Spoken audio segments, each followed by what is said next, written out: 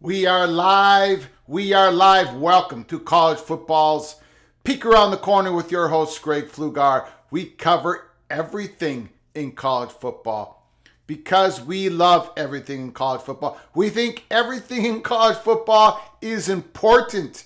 And if you do as well, please subscribe to our ever-growing channel. Smash that like button if you like our content. Share the video with your family and friends, your psychiatrist, your priest, your dog, and your cat. Welcome in. Welcome in the house that sits on the corner of Keith Jackson Parkway and Kirk Gowdy Avenue. Welcome in. We have a stacked show tonight. As you can see, for those who've been with us from the very beginning, the PATC chalkboard is back, making an appearance. This is how we do our fancy graphics here at PATC. We bring in old school chalkboard. There's a bunch of numbers. Don't be scared. It's math. Look, you know your host is not the brightest bulb in the fridge. So it's going to be simple math. I'm going to make it easy. I just want to illustrate something. We've done this before. We've done this before in a live show a couple months ago, but now reality's setting in. Pac-12 is looking to expand. I just want to show some numbers, how the new playoff distribution for 2024-2025 could grease the skids for a Pac-12 expansion to a 13th and 14th school. If there is the will, if you can get the votes, if you can get the okay from the network, okay? If there's the will, there's the math. We'll talk about that later. First of all, I want to thank our special, very, very, very special sponsor for tonight's show. Welcome to Blue Ridge Coffee Crafters. We invite you to discover the Blue Ridge Coffee Crafters difference. Clean, hot air roasted coffee produces a smoother, richer, healthier coffee that is less bitter and less acidic. Our hot air roasted coffee uses convection heat to loft the beans for a very even heat transfer. The clean, bright taste that people rave about is achieved by roasting the bean quickly and evenly while suspended on a bed of hot air. From craft to cup, hand-picked coffee beans. I've heard from people who have ordered it. They love it. It is as smooth as it can be. Look for the link in the description box below the video. Give it a try. If you do so, if you choose to give it a try, if you want to support this channel, put PATC in the comment section where you order the coffee. This is my wife's favorite coffee. Blue Ridge Coffee Crafters. Give it a look. Give it a try. You will not be disappointed. Okay, so the title of the show is not Pac-12, possible future expansion with the 13th and 14th school beyond the top two candidates of San Diego State and SMU. That's not the title of this show. There is an ominous development for those who fear the Huskies will eventually bolt the Pac-12 from Larry Stone, the Seattle Times. This was an article that just broke out this afternoon. Again, for those who are new to this channel, we do a monologue at the beginning. I do a little discussion, and unfortunately this evening it's going to be quite extensive. We've got a stacked show tonight.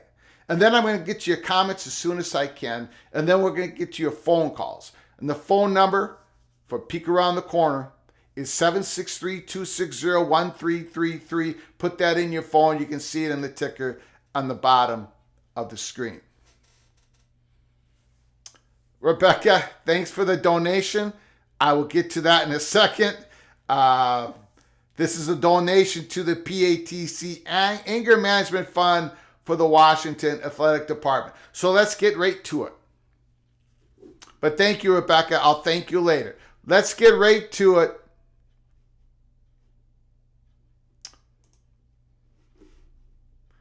Let's get to this article.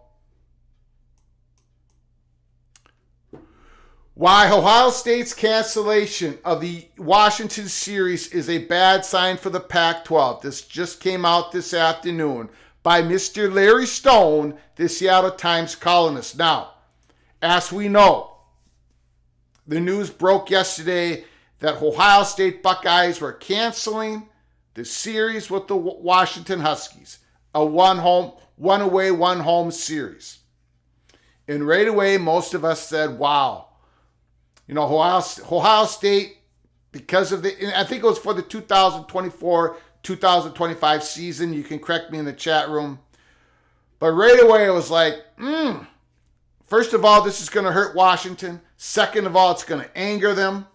Third of all, Ohio State, and I think we're going to see it among multiple Big Ten schools. They're going to drop a big-time out-of-conference game in the next few years that are scheduled because the Big Ten schedule just got a little tougher with USC, UCLA. Let's get through this article. It's a long article, but I think we should get to it as fast as possible because I think it sends a message. The reality has hit. The reality has hit where a great value football program, athletic department like the Washington Huskies, if reality has set in for them, it has set in for all those schools in the Pac-12. The remaining 10 schools. Let's get to this article, and I got some comments to make. And again, I'll get to your comments and phone calls. Larry Stone, first thing first, Ohio State's decision to cancel its home-and-home football series with Washington, 2024-2025, stinks on an ethical level. The Buckeyes breached a contract that had been in existence for 6 years because it no longer worked for them. tried to make it right by throwing $500,000 at Washington, and then left the Huskies to sort out the multitude of problems that were suddenly thrust upon them by this decision. Word is that Washington's athletic department officials were furious, and they have a right to be. It will be exceedingly difficult, if not downright impossible, to find a commensurate Power 5 opponent to fill in those games. But let's move on beyond the wounded feelings, logistical nightmare, and the financial implication of losing these games, and address the elephant in the room. This is an ominous development for those who fear the Huskies will eventually bolt the Pac-12 and join the exodus of Power 5 teams, jockeying for survival in the new world order of college football. Let's face it, that has been an underlying issue ever since the momentous day of June 30th, 2022, when USC and UCLA decided to bolt for the Big Ten. The new world of college football actually began when Oklahoma and Texas called the SEC together. The remaining 10 schools, back to the article, the remaining 10 schools of the Pac-12 have remained uneasily aligned in the ensuing 8+ months as Commissioner George Kliavkoff endeavors to negotiate a media rights deal that will allow the conference to compete financially. But there's always been an underlying realization that it could all unravel quickly. This is a survival of the fittest situation in which schools can preach conference unity, but still have to have their school's best interests at the forefront. Again, Larry Stone, Seattle Times, this just came out, this article. On the surface, the mere cancellation of 2 games a year down the road would hardly seem to be a tipping point for Washington. But it's what the cancellation represents that should be worrisome for Kliavkoff and the conference. The Huskies have to be wondering how they can be expected to compete on a national level in football, which is their stated goal.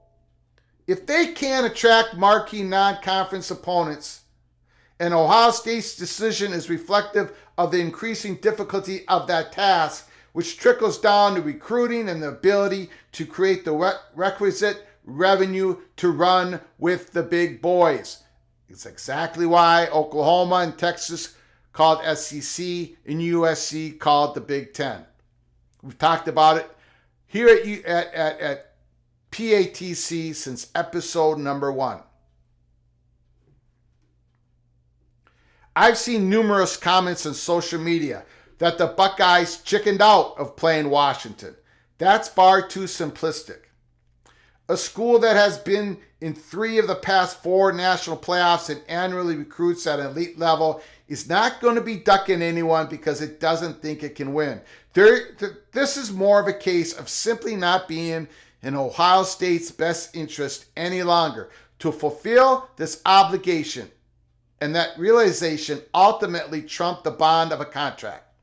With USC and UCLA joining the Big Ten in 2024, the Buckeyes face the possibility of already making a West Coast trip in 2024 and 2025 to play them, though the scheduling format of the expanded Big Ten hasn't been revealed, to potentially make 2 in one season, with Penn State and Michigan already locked in their schedule each year, and Texas on the docket for a non-conference game in 2025 was simply too daunting.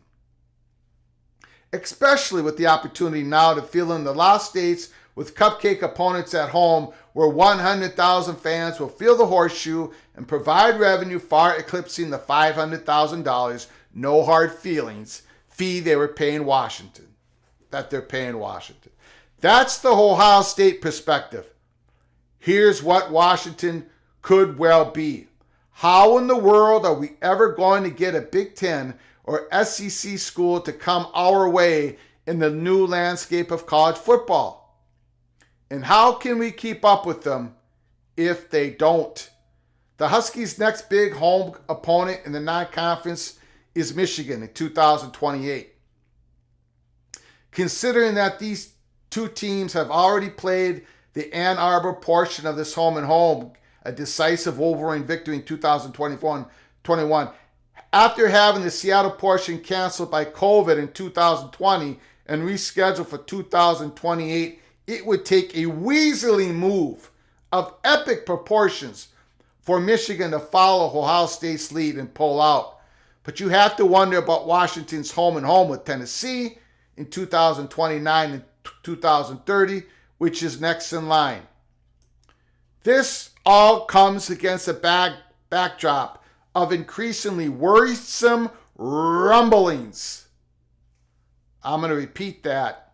This all comes against a backdrop of increasingly worrisome rumblings concerning the media rights negotiations that are vitally critical to the Pac-12's future.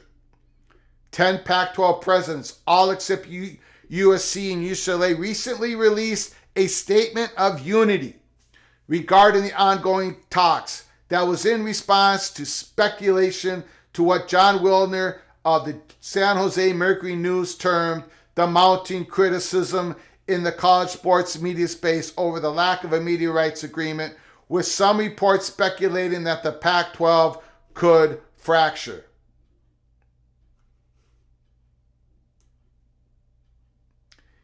It kind of reminded me of a vote of confidence a general manager gives to a beleaguered coach.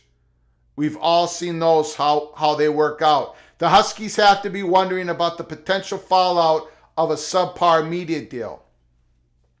They have to be wondering if Kliavkoff has been outmaneuvered. Again, we hear that term, outmaneuvered. Has been outmaneuvered by the Big 12, which jumped ahead of the Pac-12 by negotiating a new deal with ESPN and Fox in November that would generate about $31.7 million annually for its members. They have to wonder, Washington has to wonder about Big 12's Commissioner's Brett Yormark's statement to Sports Illustrated after losing Texas and Oklahoma to the SEC that he would aggressively pursue Big 12 expansion, and whether they will target Utah, Colorado, Arizona State, and Arizona.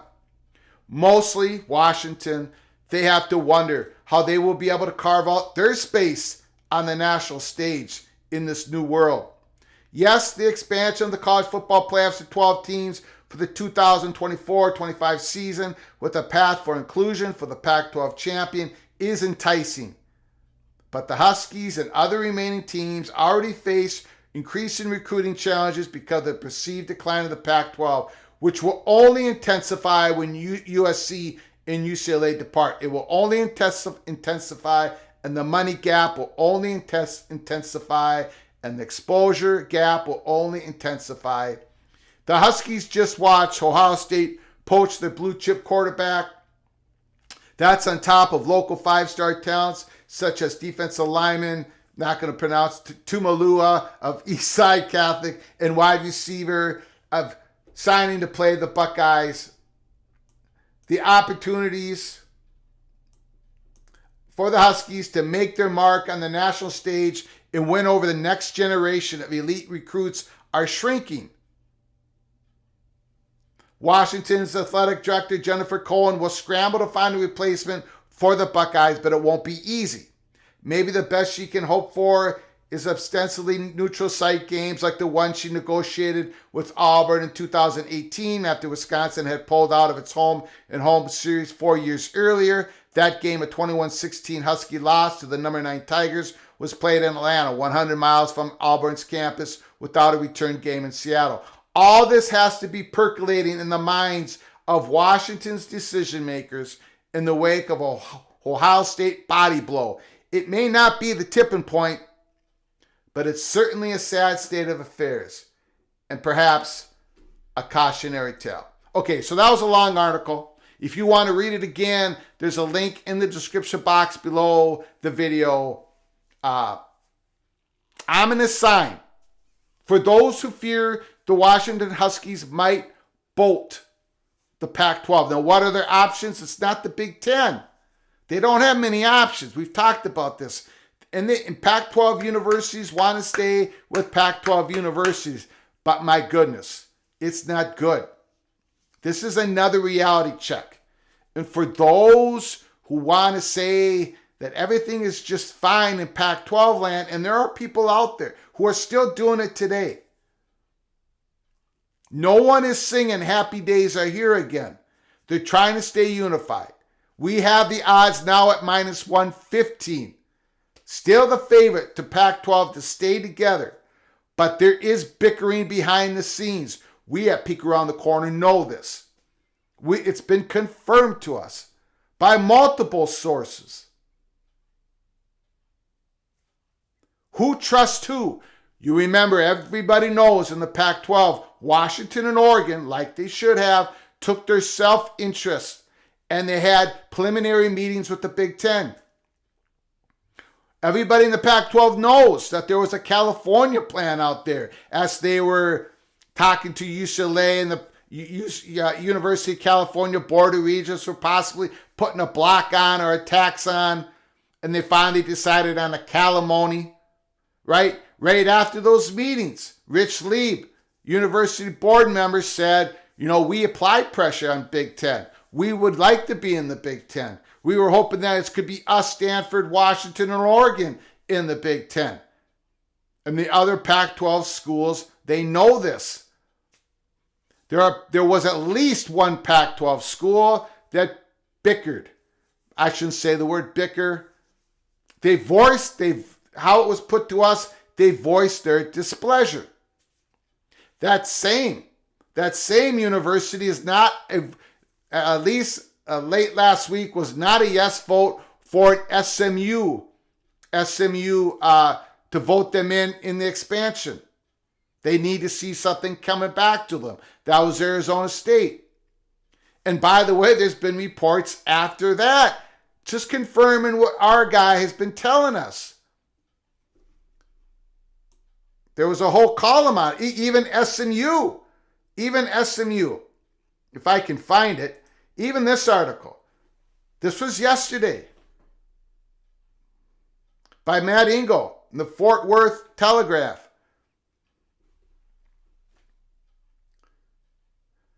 SMU is prepared to take concessions in order to secure a spot.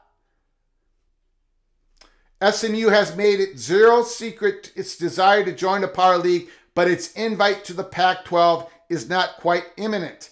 This is not a done deal because there are high-ranking members of current Pac-12 schools that are unsure of the combination of SMU and San Diego State are good adds and add value to the league. This was just yesterday.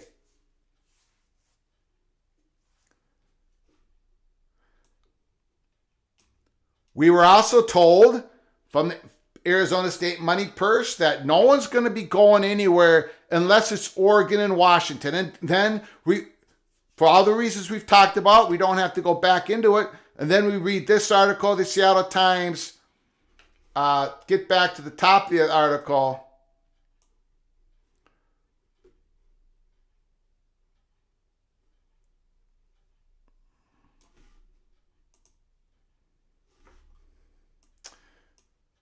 Ohio State canceling on Washington. This is an ominous development for those who fear the Huskies will eventually bolt the Pac-12, enjoying the exodus of Power 5 teams, jockeying for survival in the New World Order. It's what we talked about in episode 1 in August 10th, the first day this channel opened. This is what we talked about from March to June when we were telling people that USC called the Big Ten and they were on their way. It's because of this.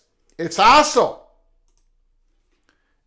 because of a court case like Johnson versus the NCAA. We talked about that in an episode yesterday. If you want to go back, I think it was episode 152. Take a look. From all reports, they were in front of some appellate judges. From all reports, everybody that was in that courtroom, the NCAA just got killed in that court case. There is the drumbeat. It's going to happen. These student athletes, at least some of them, at least in the revenue-making sports, maybe all of them, but some of them are going to be employees of either the university or some off branch of the university, some third party, but they're going to become employees.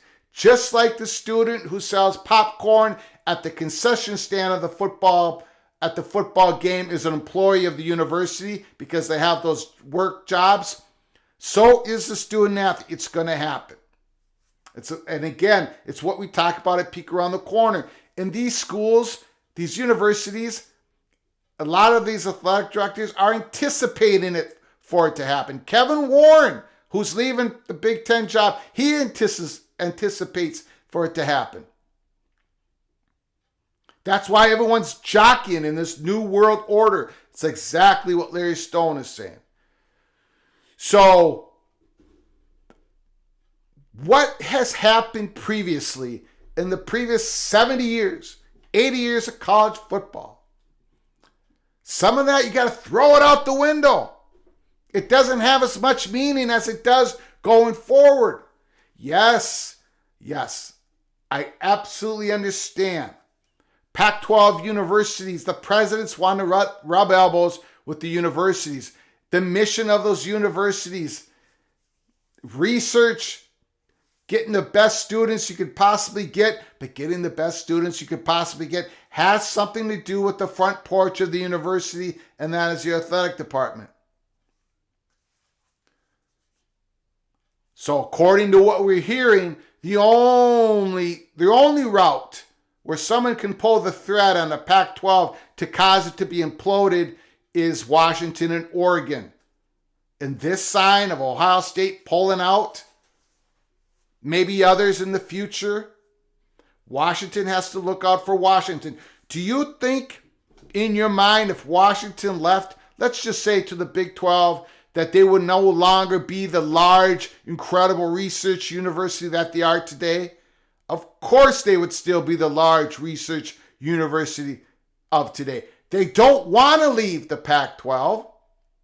They don't want to leave the Pac-12. But they don't want to lose their brand and exposure that helps them get the great students that they get.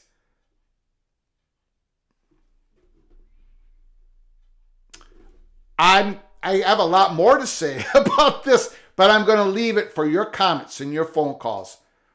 However, let's just say the unity statement still holds among those presidents, although there's rumblings. There is rumblings. There's hard feelings. But let's just say it holds. It holds. It tightens, right?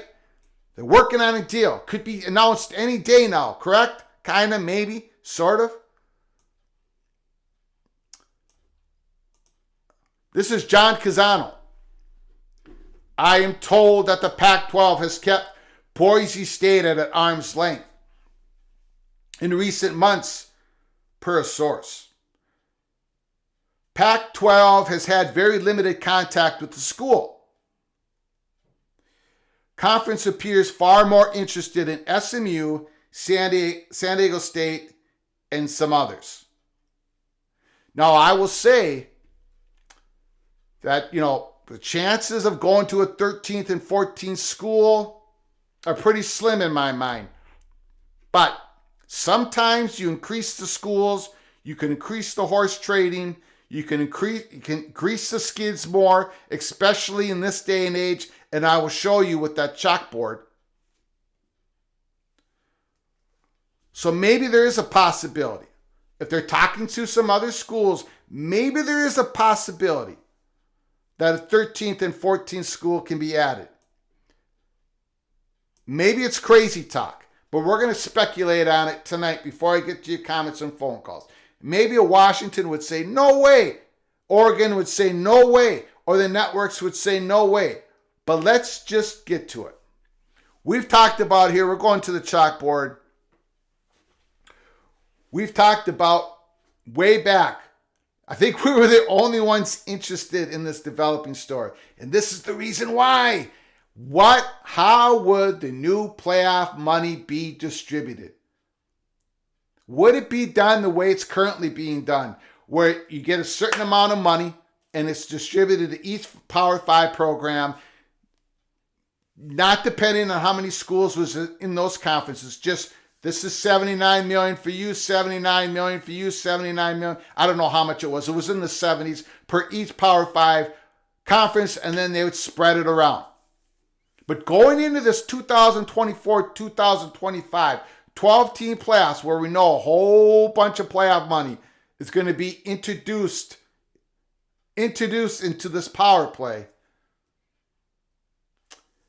we knew that the Big Ten grew to 16 schools. SEC was going to 16 schools. We figured they wouldn't go for that formula anymore. So what was decided upon was each Power 5 school would get the same amount of money, a flat fee. Okay? So it's different. That's been decided on. So going 2024, 2025, those 2 years, the playoff distribution money is going to be different than it is now and in 2023, the last year under the old playoff contract. We don't know what it's going to be like in 2026 and beyond. We'll get to that later. So there has been reports, just reports. I think Bob Thompson, former Fox Sports president, he just put out a figure. These numbers, they're not going to be accurate, but I just want to show you how the skids can be greased for the 13th and 14th Pac-12 school if they stay united, if they can get the votes and all that other stuff. There was speculation that maybe they would get about a $2.2 billion contract for those 11 playoff games. Right now it's $450 million for 3. Okay? So we're going to use $2 billion. Not only is it because it's easier for math for this guy here, but also we're only interested in the flat fee money that every school is going to get.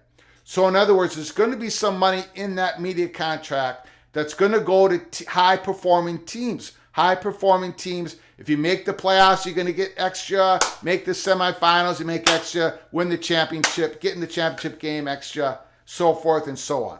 So we're just going to deal with $2 billion for all FBS. All FBS. Okay? Let's use that figure. Again, it could be $2.5 billion. Could be $1.5 billion. We're going to use $2 billion. In the old contract, or in the current contract that has one more year, that has, I think it's $450 million. 80% of that revenue gets distributed to the Power 5 conferences. 20% gets distributed to the G5 conferences. And in this old contract, once again, the 80%, they'd get parsed out evenly to the 5 Power 5 programs. Not this time. Now it's per school. So there's a driving incentive to possibly expand in the Power 5. Okay? So that $2 billion, so in this 2024-2025 playoff years, it's still roughly 80% to 20%, according to all reports. Maybe it's 81% to 19%. Maybe it's 79% to 21%. We're going to go with 80 and 20 to make it easy for the host. But that's what's been reported. So $1.6 billion would go to the Power 5 schools. $400 million would go to the G5 schools.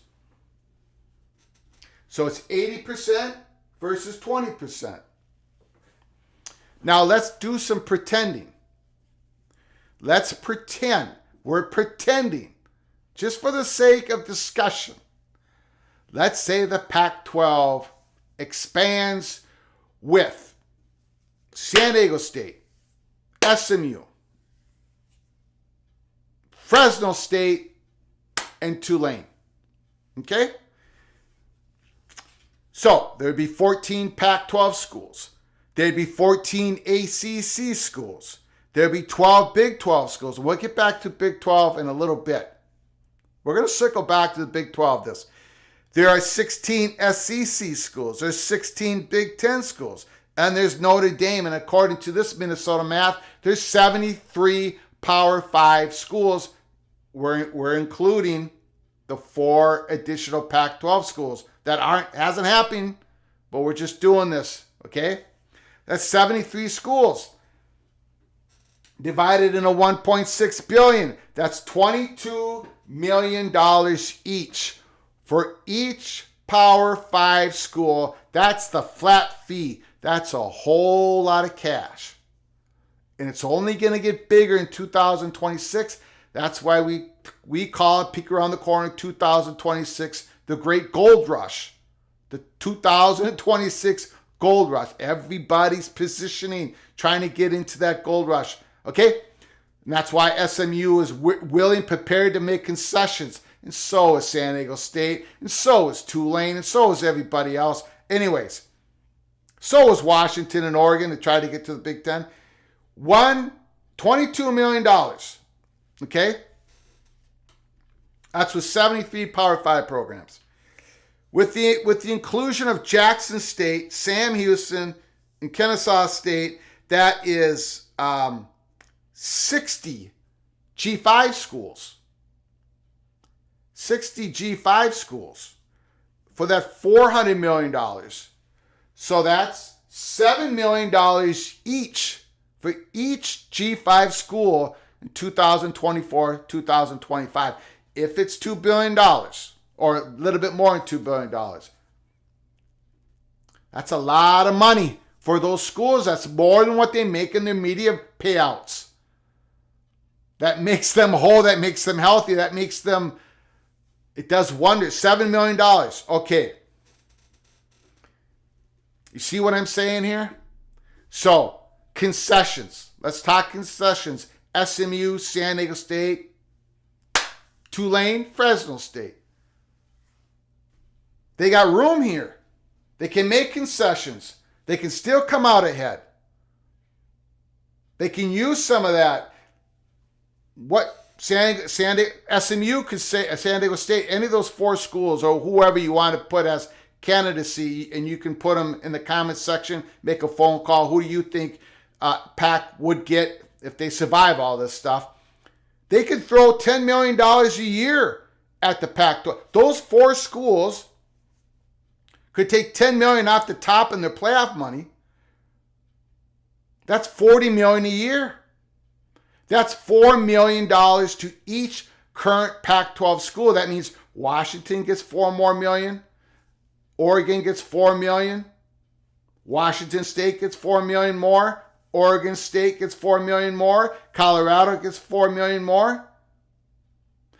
You're not even hitting the medium. You're not even hitting the Pac-12 media contract, right?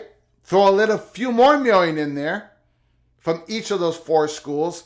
And suddenly if Oregon, instead of making $28 million in conference payout, media money payout, suddenly that jumps to $36 million. The playoff distribution money incentivized expansion. It just did. Now, I don't, how much is the networks willing to, whoever settles in on these 10 schools for a media contract with the Pac-12, are they going to give enough money to San Diego? I mean, is it going to be like $15 million a year for San Diego State, SMU? I don't know. But you can see here how they decided to distribute the playoff expansion money, this huge pot of money. That's what incentivized the Pac. That could grease the skids for Pac-12 expansion. And you've heard Brett Yormark, I'm going to be aggressive. I'm going to be aggressive. I'm going to be aggressive in expansion, because he's dealing with the same math that Kliavkoff is. It could grease the skids for help Yormark whip the votes for further expansion in the Big 12 if he expanded by, let's say, 2 more schools, and have those schools make concessions to the current. if it's a Pac-12 school, no Pac-12 school is going to make a concession. But I'm talking about other schools, some G5 schools, like a Fresno State, like a San Diego State. Anyways, I thought it was important to show that once again because we got a John Canzano comment here. We've had other reports that one of the options is for Pac-12 to go to 14 schools, not to stay at 12. I think there's a very slim chance, but again, Canzano, I'm told that the Pac-12 has kept Boise State at arm's length in recent months per source. Pac-12 has had very limited contact with the school. Conferences appears far more interested in SMU, San Diego State, and some others. And I would love to hear from all of you. Who do you think those others are? Who do you think those others are that could be that 13th, 14th school in the Pac-12? Okay. I'm way behind on the comments. Thanks for all coming in. That was a big time monologue, but we had to do it. Jay Pulemutter, good evening, folks. Smash that like button. Matt Higgins, good evening. Welcome in Stephen Barkus, James Foster, Ryan Matson, Sky Yuma. Rebecca, Gene Smith may have caused Washington to flex their muscles in the Pac-12. To say the athletic department is mad is an understatement.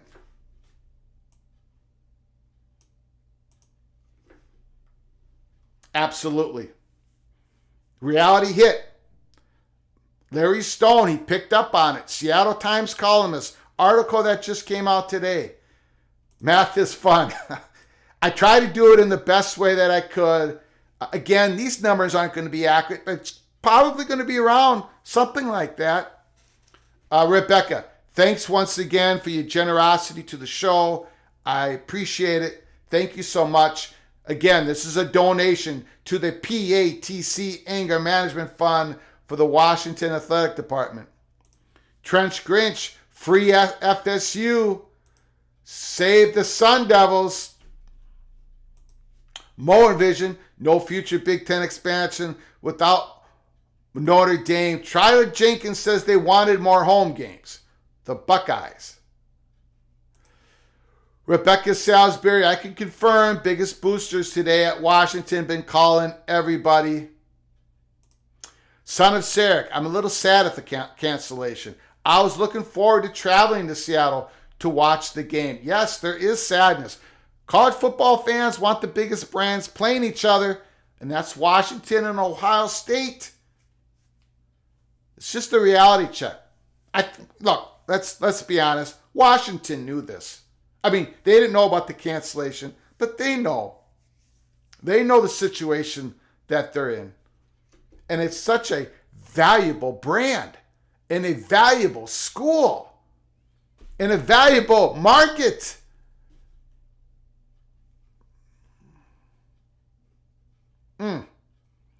Lot of comments. Luis Carlos Diaz, the Pac has more drama than the Real Housewives of Orange County. Oh, how the mighty has fallen. Pac just needs to get a deal done and add SDSU and SMU. Survive until the next round of realignment. Yes, get to the next deal. Now, you guys know how I think about this potential deal. It very well could be just dreadful, but you got to get something done to get to the next deal. Luis Carlos Diaz is absolutely correct.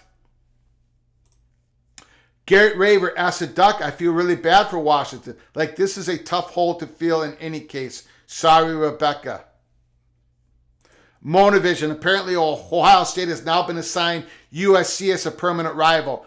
I was going to do that tonight, but we just don't have time. My monologue went far enough. Maybe the next live show, I'm going to show what the Athletics, Scott Docterman, what he has for permanent rivals, his prediction for the Big Ten and the SEC. Pretty interesting. In that, Monavision's absolutely correct. In that prediction, Ohio State picked up USC as a permanent rival. Wow. I don't know, man. Some of those, I understand you have to schedule your conference towards your media partner's interest, but holy smokes, some of those Big Ten schedules,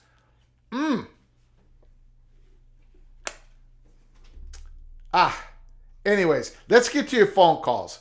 There's so many comments. I'm going to put your comments up on the screen for everybody to read. If you want to make sure I read your comment tonight, just hit the $sign, little small donation. We'll get into your comments as fast as I can.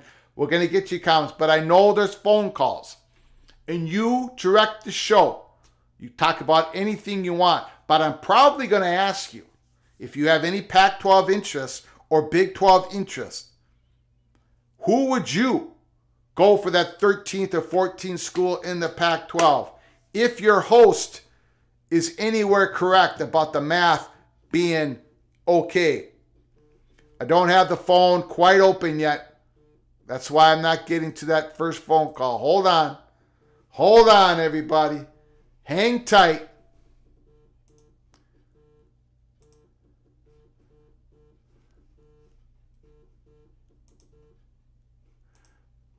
Larry Pilgrim, call again, who just called. That first phone call, I didn't have the phone lines quite open. I can't wait for the deal just to be done so the Angry Eight will stop with their ugly Armageddon wishes. Cameron B, I heard KU's new stadium is a push for the Big Ten and the SEC. Maybe years down the line, Cameron. Maybe years down the line. They did sign their grant of rights. Kansas did sign it. Call from Rebecca, go Huskies. Rebecca, thanks for calling. The floor is yours. Thanks for the donation as well, Rebecca. We appreciate it here at Peek Around the Corner. Yeah, no problem, Greg. I just want to say, I'm not mad that the game got canceled. I'm disappointed, but I'm mostly disappointed because they're not canceling that Texas game. They're not going to cancel that Oklahoma game because they know the ramifications nationally if they do. Yeah, I do want to say, Larry Stone's article is super accurate. Anybody who wants to know, Larry Stone actually covers the Mariners here in Seattle. So for him, he basically reached out to people he knew just to find out what was going on with that article. I can tell you that. I'm sorry. I've heard the exact same thing. He had to reach out because it's not his beat. I'm sorry. Yeah, Mike Vorel. Yeah, Mike Vorel is the beat writer for the Huskies. Anyway, I got to go in a second because I'm actually getting ready to walk into the school. Got it. Thanks for the call, Rebecca. Oh, no, real quick, Greg. Oh. I just want to say, I want to leave you with this. Washington hasn't flexed their muscle. The school president and the athletic director were both mad yesterday. There was a very long conversation, and from what I heard from a friend that actually was there, the yelling and screaming between the athlete, Jen Cohen, apparently flipped out, was mad, livid. So I will say this, Kalen DeBoer is well aware of what's going on with that media deal, and apparently he had some choice words for her as well. So yeah, Washington's about to flex their muscle in that room. So, I don't doubt it. I don't doubt it. That's why the odds. Yep. All right. Thanks, Greg. Thanks. Appreciate the call. Right. Thanks.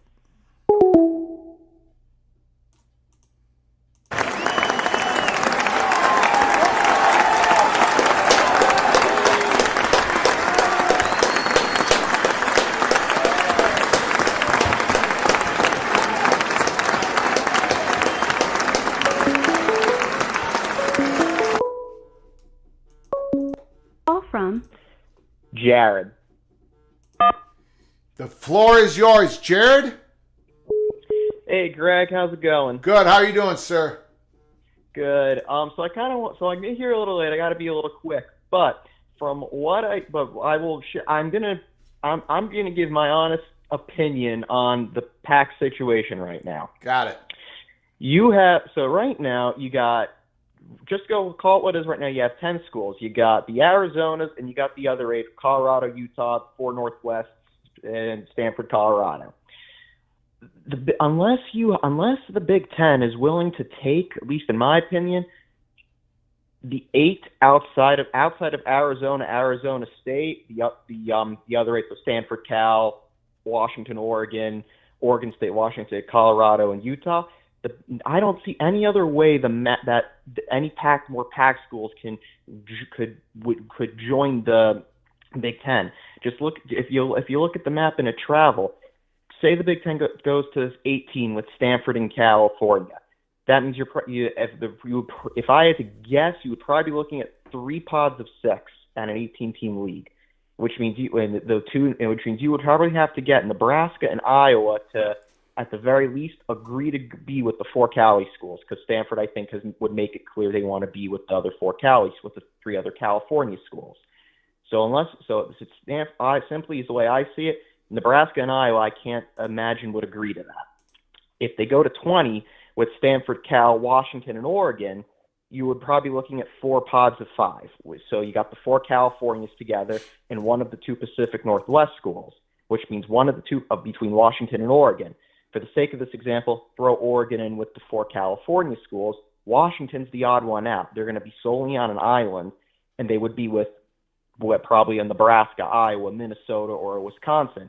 I can't see any way that those schools would agree to be in a division with Washington. The presidents, I can't see them wanting to have Washington be on a sole island. On top of that, as much as Oregon and Washington would like to go, I think truthfully, if I really wanted to guess, I can't see any way Oregon and Washington could leave unless they take Oregon State and Washington State with them. I can't see it. I understand the pods work and everything, and eventually Big Ten's going to go, highly likely, go to at least 20 schools, and SEC as well. I just don't think this even illustrated it even more. The Big Ten expansion doors are closed for now. They really are. And we've been talking about it since October 12th. I understand people speculating it and looking to the future. But right now, we have been told it is closed, unless Notre Dame calls. And then your scenarios come into play. But it's not going to be a Washington and Oregon joining the Big Ten anytime soon. That door is closed. Now, look, if I'm wrong, we can have a party here on the live show, dancing on the host party, because I know Big Ten had interest. There are universities in the Big Ten who have interest. There are people in the Big Ten who do not want USC and UCLA to be home on an island for their own interest, because they don't want those 2 schools to dominate that whole western part of the country with recruiting. You know, they want other schools to compete with USC and UCLA. There's a lot of cloak and dagger stuff going on there.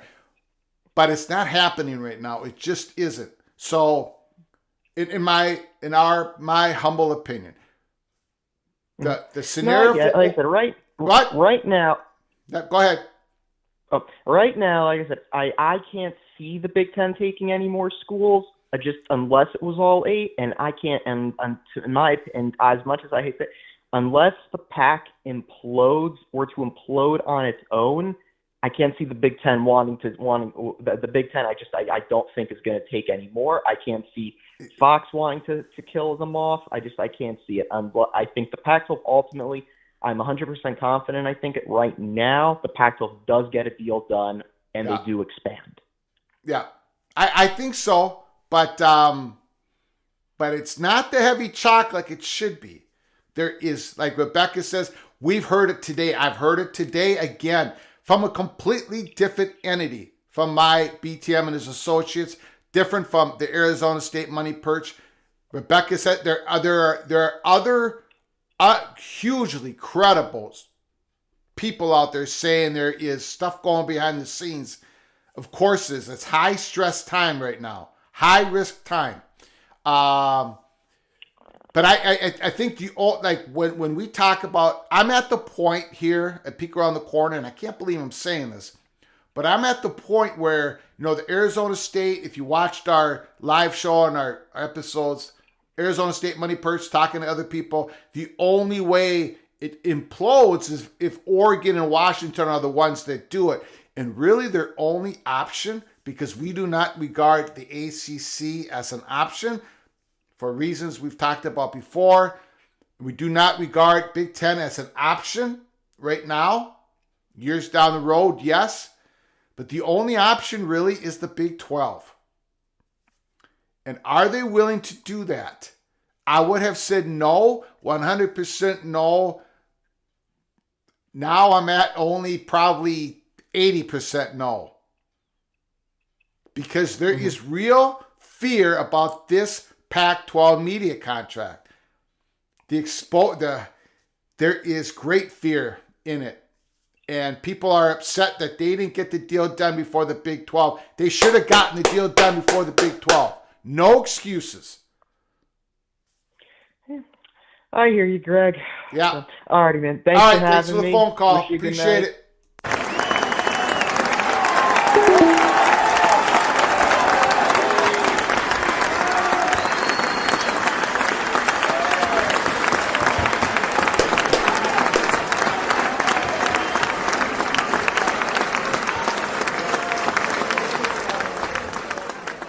Yeah, now Stephen Barkus brings up a good point here. If the rumored $20 to $25 billion per school is the money the Pac-12 would be getting, then why would Oregon and Washington look at the Big 12? Yeah, you're absolutely right, Stephen. Call from Moen. Moen, Mr. Buckeye is in the house. The floor is yours. Well, I want to thank Rebecca for taking it easy on us. I'm kind of glad she had a short call tonight because I figured she had a lot to say about Ohio State today. It's unfortunate. It's a game I really would have liked to have seen played. Yeah. I really would have liked to have gone to the game, if when it came to the shoe, but it's a sign of the times. Yeah. I mean, Ohio State does not want their brand, their marquee out-of-conference matchup locked behind a paywall.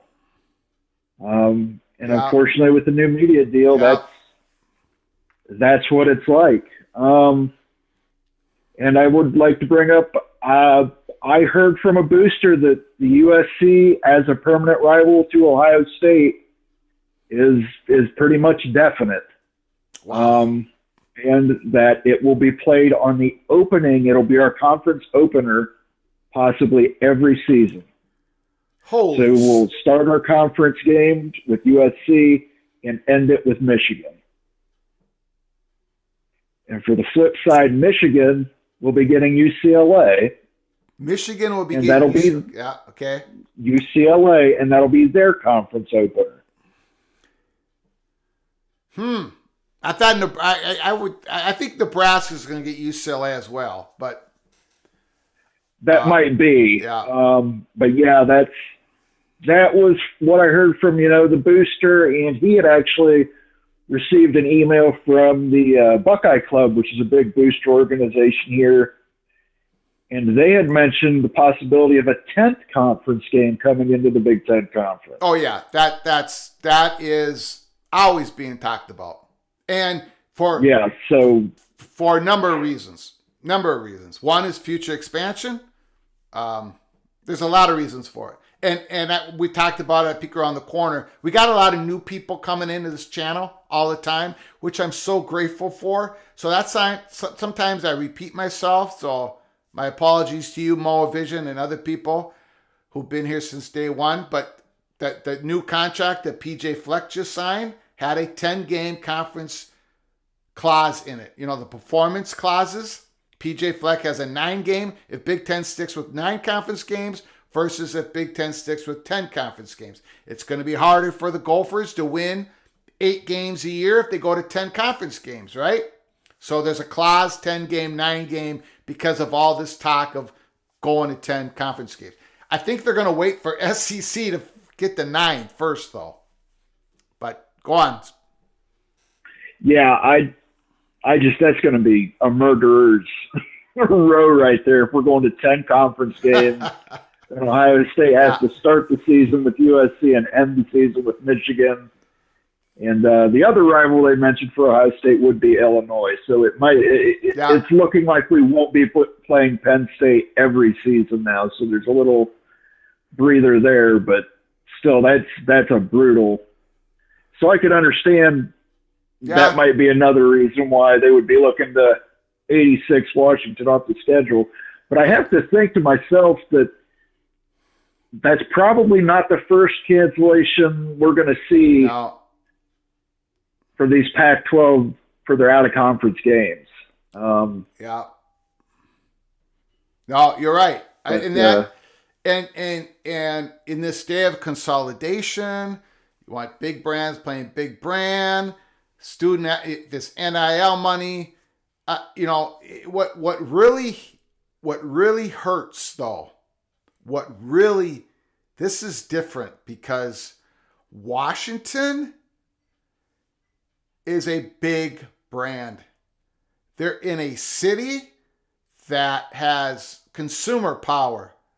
They are a big-time research university that blows away almost every single Big Ten university. And this is happening to Washington.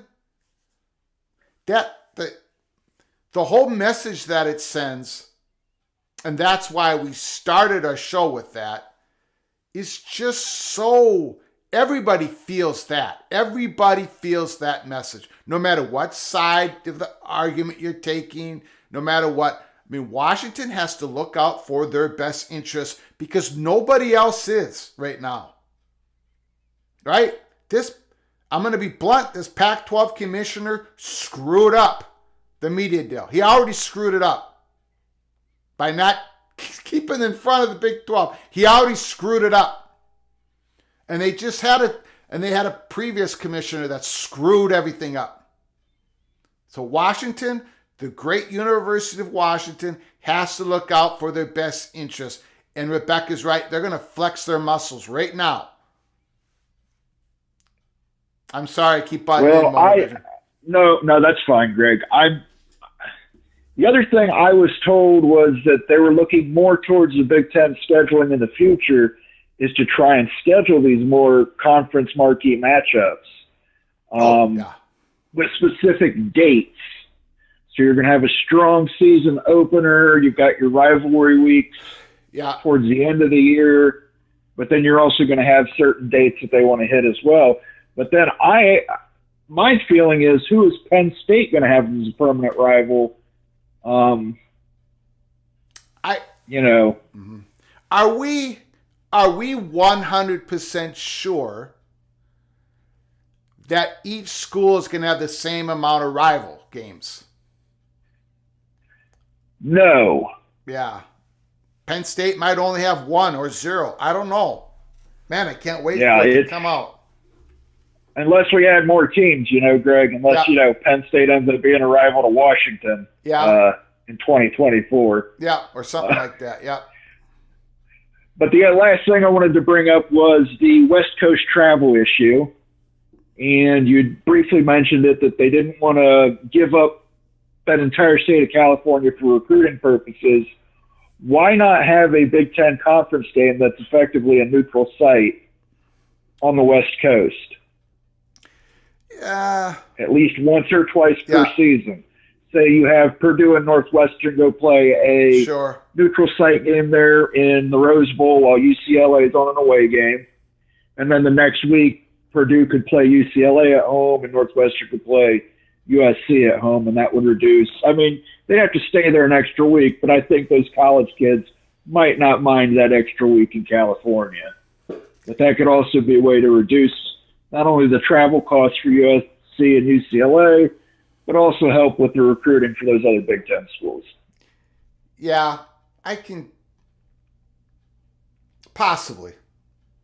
That could be a creative idea to solve that issue. But man, I tell you, years down the road here, if USC and UCLA are raking it up in recruiting because they have all that exposure, all that money, right? And they have that whole region to themselves when it comes to the top 2 conferences, at least. Ohio State's going to be going, wait a second. Let's bring in a couple more Pac-12 schools, a Washington and Oregon that can compete with UCLA and USC for some of those great recruits out there that want to stay close to home. I don't know. I'm just throwing that out there. Yeah. All right. Just a thought I had. Yeah. But great show, Greg. Look forward to seeing your next live show. Appreciate it. Thank you, good sir.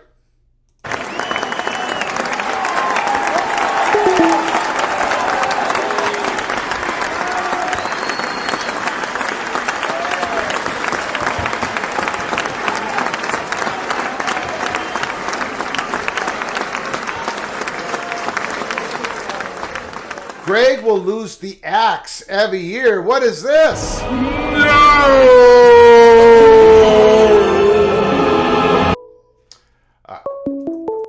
Call from Ryan Thomas. The floor is yours. Thanks for the call. Is this Ryan? Yes, it is, Greg. How are you, my friend? How you doing, sir? What do you got to say for yourself? What's going on?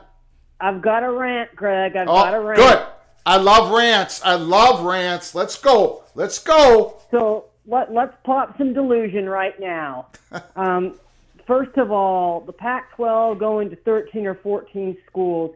When you're talking about Rice and Tulane, you have such small student bodies that is what people don't understand is, yeah, you may be getting some more playoff money per team and you can kneecap and screw those newcomers, but the reality is there's an inverse relationship with that because that affects the viewership of the rest of the league's games, which means the networks in turn will decrease their per-school payout. Yeah. That is the reality. And if the Pac-12 is trying to add teams just to get money to satisfy other people, that's a losing strategy. It's basically a 7-year death sentence that they're signing. And, I don't know what kind of message that sends to, some of the four corner schools, but I will say this too. Yes, university presidents care about academics, but you know who the biggest donors are to the university? Yeah. Sports boosters, Greg. And they care a great deal about athletic exposure. Yeah. They care a great deal about how things are competitive. And believe me, there are boosters that are powerful enough and have connections with boards of regents and trustees that they can get a president removed if they want to. So, I mean, I will just say this. Tony Altimore's a smart guy. Yeah. He has a lot of great graphics. He has a lot of great analysis. Not as good as this graphic. Go ahead. But as the line is from Red October, he draws the wrong conclusions. Yep. But here's the ultimate point. Here's the ultimate point: is networks pay based on one thing and one thing alone, and that is viewership. The number of viewers you have. There is a reason why the Big Ten makes more money than the Pac-12. The Pac-12 After Dark averages about 1.2 million viewers. The Big Ten, during an afternoon game, averages 7 to 8 million viewers. There's a reason. Advertisers pay based on the audience they get. Now, networks, they get subscription fees, but you know what? Those subscription fees for ESPN have nothing to do with college sports because people watch ESPN for a multitude of reasons and purposes. And the only variable difference here we're talking about is what advertisers are willing to pay for. And when you come right down to it, that's the unfortunate situation for the Pac-12 is they are in a time zone that only represents 20% of the U.S. population. Everybody else has gone to bed. People are tired from their games. They get done watching their Big Ten, SEC games. They go grocery shopping. They get the kids put to bed. They have dinner. They finish up their chores. They're not watching Pac-12 After Dark. It is a commodity product. And the real issue is at the end of the day, it doesn't matter if you have big markets or fancy research spending. That doesn't matter to who's actually footing the bill. And people can say this all they want, but there's a reason why the deal is not done. And I can tell you, if anyone doubts what I'm saying here, look at the Super Bowl. Why are Super Bowl ads so expensive, Greg?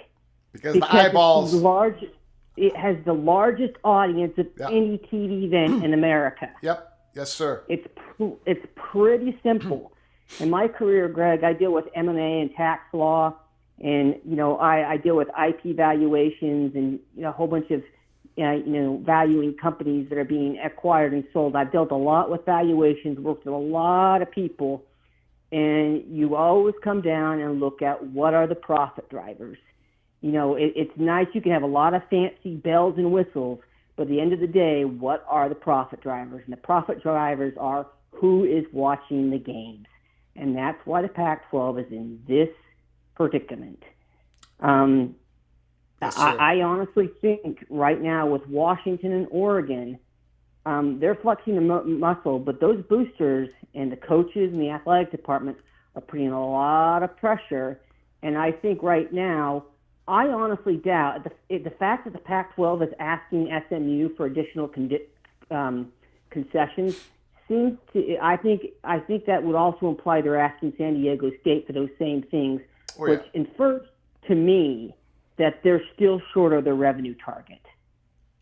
If they're trying to squeeze more than what's accustomed or normal, and if they're still short of that target, that tells me they're not anywhere close to a TV deal.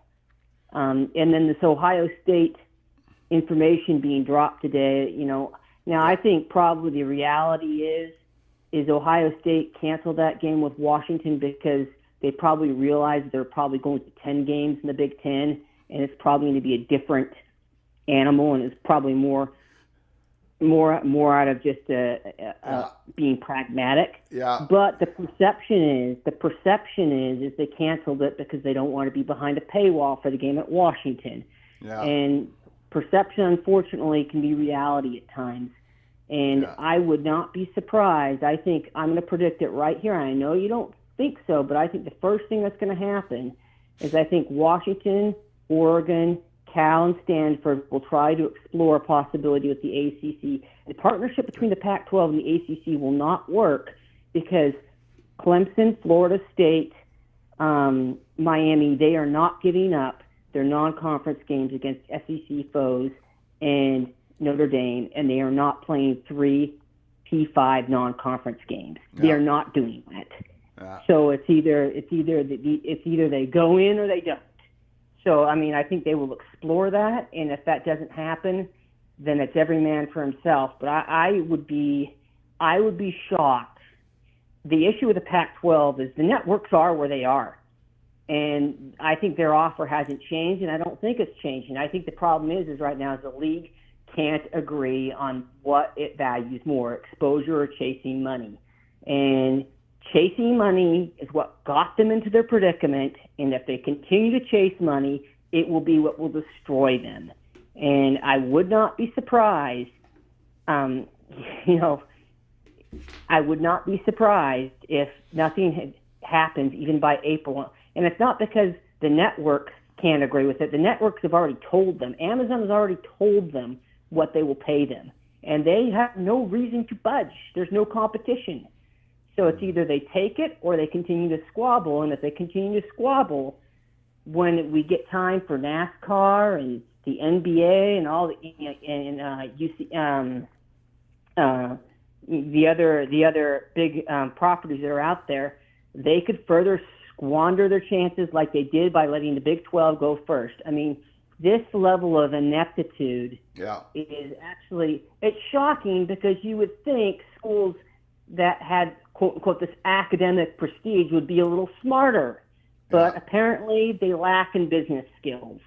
And it's just hilarious to me, but that's my rant, Greg. Sorry, I just had to get it out there, but I think that I think the Pac-12 is doomed, and it's over. And I think when this drags out to the summer, that's when you'll see essentially the Pac-12 scatter like a thistle in a wind. Folks on the chat, You can bookmark this. You can keep this receipt. You can track me down on Twitter and rub it in my face like dog poop if I'm wrong. I don't care, but I'm calling my shot. So All right. there we go. And if I'm right, Greg, then I'll come on here and do my victory lap. Yes, Other than that, and you should. I'll take care and And you should. have a good night. Great call. Thank you very much. Wow.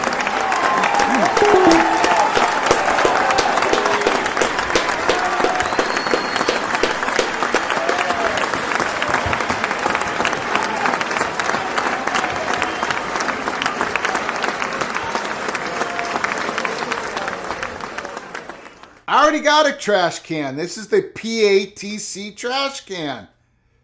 I already got one. Where's Minnesota? They probably don't even have Minnesota on here. What's going on? That's a conspiracy.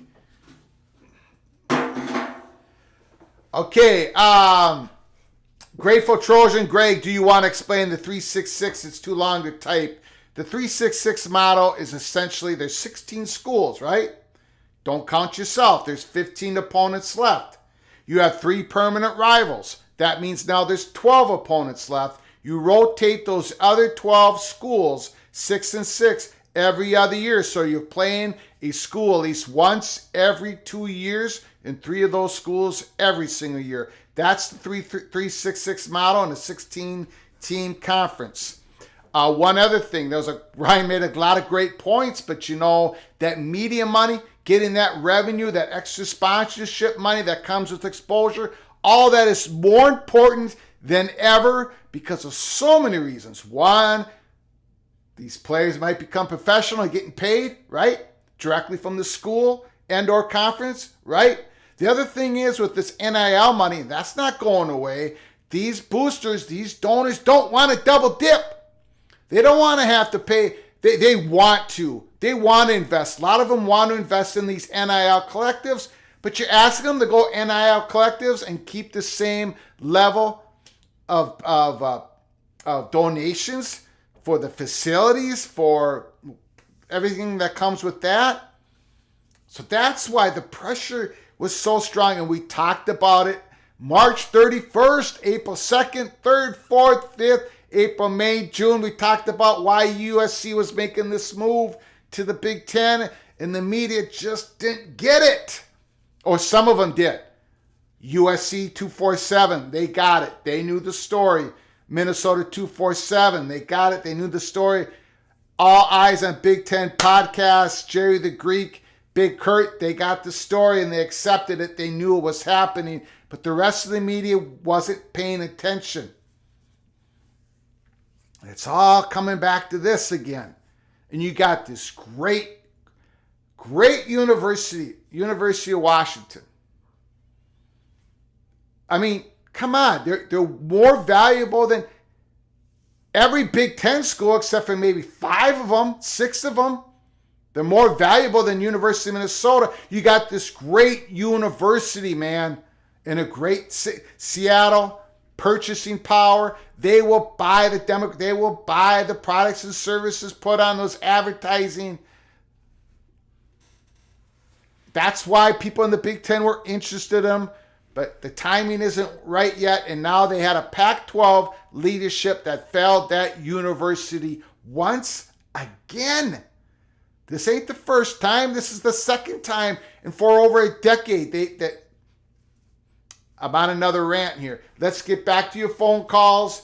763-260-1333. People are new to this channel. Please subscribe. We cover everything in college football. This is the story now, but the story's going to change, and we're going to be on the next one. So please subscribe to our channel. Smash that like button. Share the video with the family and friends. Our phone number is 763-260-1333. And to be quite honest with you, a lot of people are coming in here. What are they talking about? An ominous Washington. It's because of this. Let me get this back up. Oh, I lost it. Well, I'm not going to get it back up now. But there was go look it up. Seattle Times columnist put up an article this afternoon. Seattle Times, Larry Stone.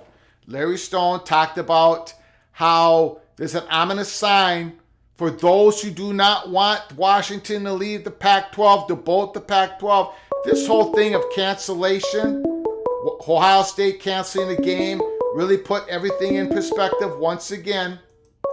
Call from. Hi, this is Jack. To accept. Jack, thanks for the call. The floor is yours, Jack. Great, nice talking to you. Just following you in the last couple of months, your intel has been pretty awesome to see. Pretty big rival of yours. I'm a Badgers fan, to be honest. Oh no! I know. Just would like your opinion on, the Fickle hire and kind of how that shakes up the Big Ten West. And I guess it's not really expansion talk, but no, you talk about whatever you want to talk about. We're going to be talking about Fickle a lot. Yes, it did hurt my heart when you guys hired Fickle, no doubt about it. I gave the Badgers an A+ grade for that hire, which again crushed my heart. Go ahead, the floor is yours. You talk about Badger football all you want. No, I mean, I've been, pretty disappointed the last couple of years. I was kind of surprised, that Wisconsin kind of went in the direction that they did, where, they fired Chris mid-year. Yeah. Went drastically changed and went to, Fickle isn't that much different, but, the hire of Longo as their offensive player, who is, air raid offense, and then all of a sudden, we get 3 4-star quarterback recruits. So I thought that was interesting. And no, I'm just looking forward to. I just called in to kind of give you some crap. I didn't really have Well, go ahead. And you're right. You're correct. What can I say? I don't want to say you're correct because you're an evil Badger, but you're absolutely. I felt the decline of the Badger football program for the last couple of years. Graham Mertz, probably a good guy and everything, but his issues. He could only process one half of the field. All the defenses figured that out. They were handcuffed. The Badgers were handcuffed. Chris wouldn't change it up, and I was hoping they wouldn't make a move. When they did make a move, we had an episode. I said, oh no, Wisconsin did the right thing because they didn't want that decline to go any further. They stopped it, and then they went and got Fickle. It's terrible. It only going to have 1 year effect on the Big Ten West because there's only one more year of the Big Ten West left. Yeah. But still, the Gophers, man, we finally got the axe 2 years in a row, and you guys went and got Fickle. It's going to be a challenge. It's going to be. Yeah, no, I agree. I'm looking forward to. This is the most excited I've been for spring football probably in the last. And you should be. No. And you should be. But yeah, no. Just wanted to call and kind of give you a little crap. So appreciate it. Call again. Call again. Give me crap anytime you want, sir. Thank you. All right. Thanks. Bye. Appreciate it.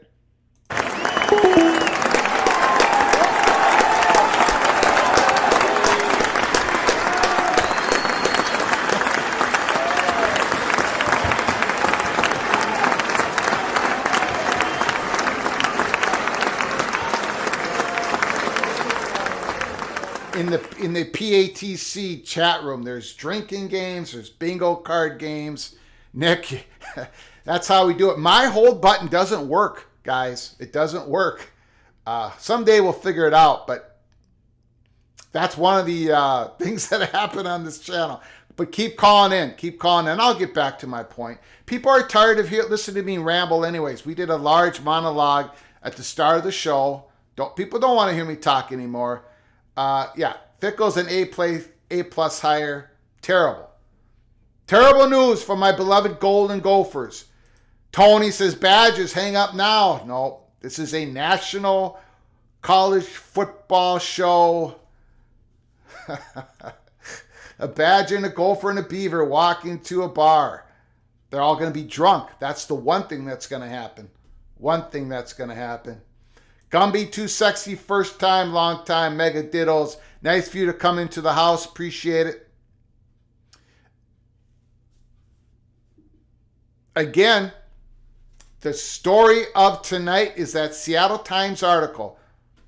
by Mr. Stone talking about how Ohio State canceling on Washington Huskies is actually a pretty good indication. It could be an ominous feel to it for the other Pac-12 schools that fear that Washington is going to bolt. Again, the options is limited. That's the problem. That's the problem. Washington, if they can't go to the Big Ten, they want to remain a Pac-12 school. But this media deal, and there is rumbling behind the scenes, there's no question about it. There's no, come on. And I want to say one other thing, unless a phone call comes. I've seen people out there, I'm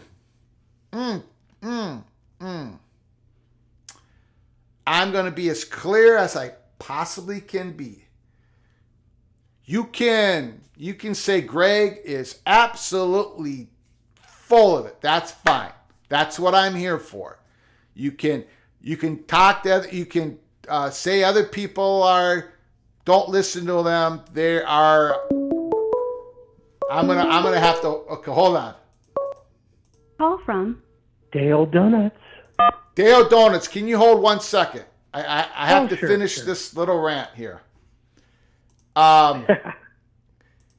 You can say Greg is full of it. Other people are talking, but they're aligned with this faction or that faction, whatever. First of all, we're completely independent, no strings attached. But do not question the credibility. Do not question the credibility or the resources or the sources of Sports Business Journal. You do that. Don't do that. I put out a tweet earlier today, the number one rule of Cloak and Dagger. I'm not sure how I said it, but basically is, what did I say? Cloak and Dagger, number one rule. Don't, I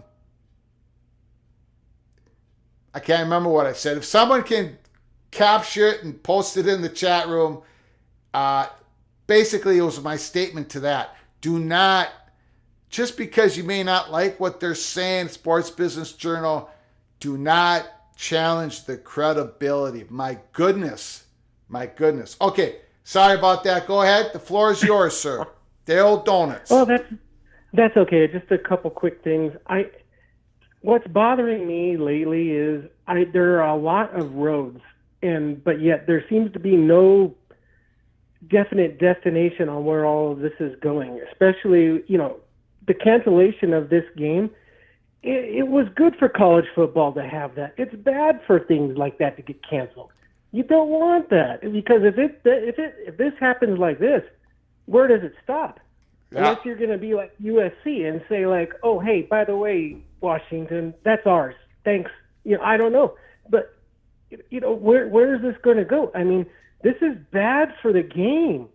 I dislike that. And as for your question earlier about what you're asking about who do you think the Pac-12 is going to add for 13 and 14, if they're doing SMU, I'd like to say it would be Tulane and Rice. Okay. Those would be my picks because of their academics and they get good contribution. They're just really good on research. Yeah, but again, it's obvious that the Pac loves that more than they do culture in terms of playing with the Midwest teams in football. So that could be them. Yeah. Rice is an interesting one. Obviously, incredible academics. AAU, big market. They're in the Houston. Obviously, they don't probably get any part of that right now anyways. Right. I still, if I had to put my chips to the middle of the table, I would still go with, of course, we said day one, San Diego State, SMU. And then that 13 and 14, what I would predict is Tulane to be coupled with SMU, to be their end of the season rival in football, baseball, whatever, right? Tulane, SMU, you couple that together, and then you find either Fresno State or UNLV. I would take Fresno State to couple with San Diego State. The problem with Tulane, Rice, and SMU is who you're coupling with San Diego State. I don't know, but because they like to do that. They like to couple brands together, get some more juice out of that. But Rice is interesting. I wouldn't predict them, but I know other people are. We'll see. It very well could be. Yeah. But anyway, this is going to have a ripple effect with this cancellation. Yes, it is. That was a big one. That was the one that has ripple effect, just like you say, Dale Donuts. Well, who's next? That's the question. Who's next? I mean, are some conferences going to cancel with, if SEC teams are going to cancel with the Big 12 because they don't want to do it, or I don't know. Yeah. That's all. All right. Thanks for the Thanks. floor. Great call. Thank you so very much. Yeah.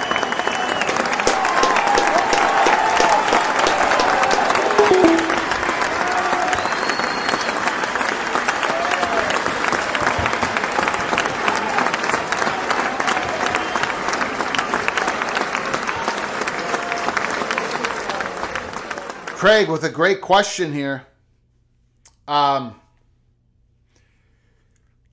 ESPN has SMU under contract, or great statement, I should say. ESPN has SMU under contract for $7 million in the American. They're not going to give the Pac any more money to change conferences. You make a good point. I mean, ESPN has done that in the past, right? I mean, they're doing it with Houston, right? Who else are they doing it with? Houston, UCF, Cincinnati. They're giving them more for them to jump up the AAC to the Big 12. But you bring up a good point. I mean, these networks don't want, like I say, the networks have to give a yes vote on this stuff. Interesting. Sean says, Greg, if you could go down to Vegas, what do you think has the best odds? UW stays in the Pac. They go to the Big 10. They go to the ACC. They go to the Big 12, or they go independent. The best odds is Washington stays in the Pac-12. The next is they go to the Big 12.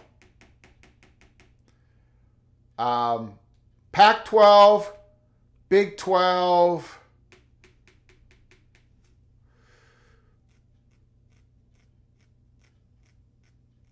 Oh, boy. Well, that's a great question, Sean. That's what the PATC community does to me. They wrap me up with these great questions. Pac 1, Big 12 2.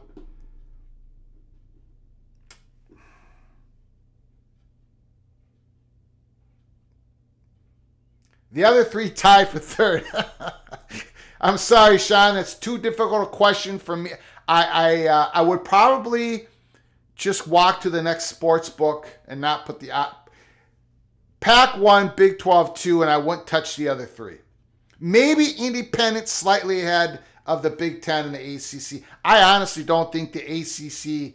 I don't think that's even a possibility. I've heard other people talk about it. I just don't think it's a possibility. For all the Washington's not going to go to the ACC to sign a grant of rights to 2036. Not going to do it. And they would have to do that if they join the ACC. Ryan Thomas, thank you so much for the very generous super chat. Thank you for all your great calls and your awesome. You're just a great person to be on PATC. Ryan Thomas, this is late, but great job. Thank you so much for helping us keep the lights on here, peek around the corner.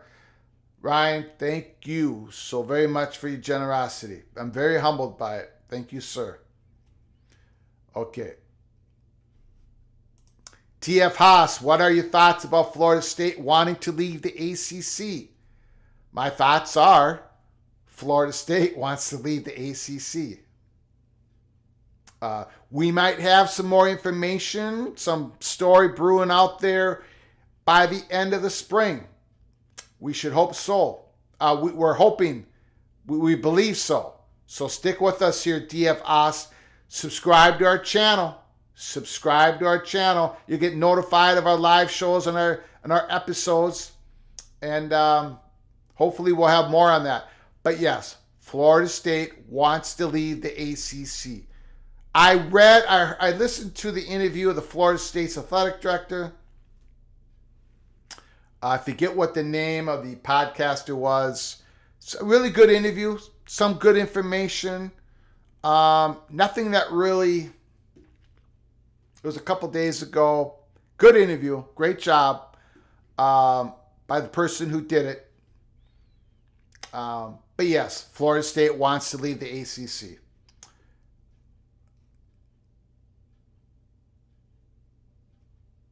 A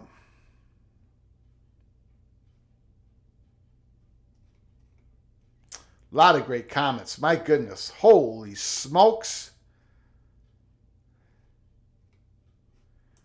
Connor Johnson, nice for you to come into the house. I appreciate it, good sir. Mr. Oregon State Beaver, I want Hawaii in UNLV. Selfishly, more cool travel destinations.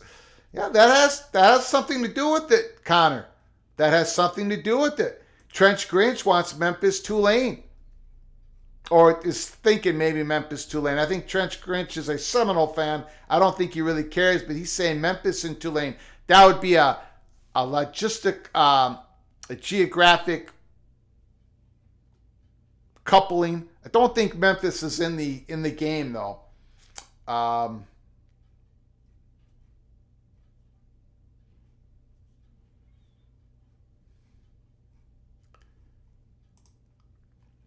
Greg Kurtz, Cincinnati, Houston, UCF. We're already in the Big 12. ESPN had no say in that. They do now in negotiating with the Pac-12. You make a good comment, Greg.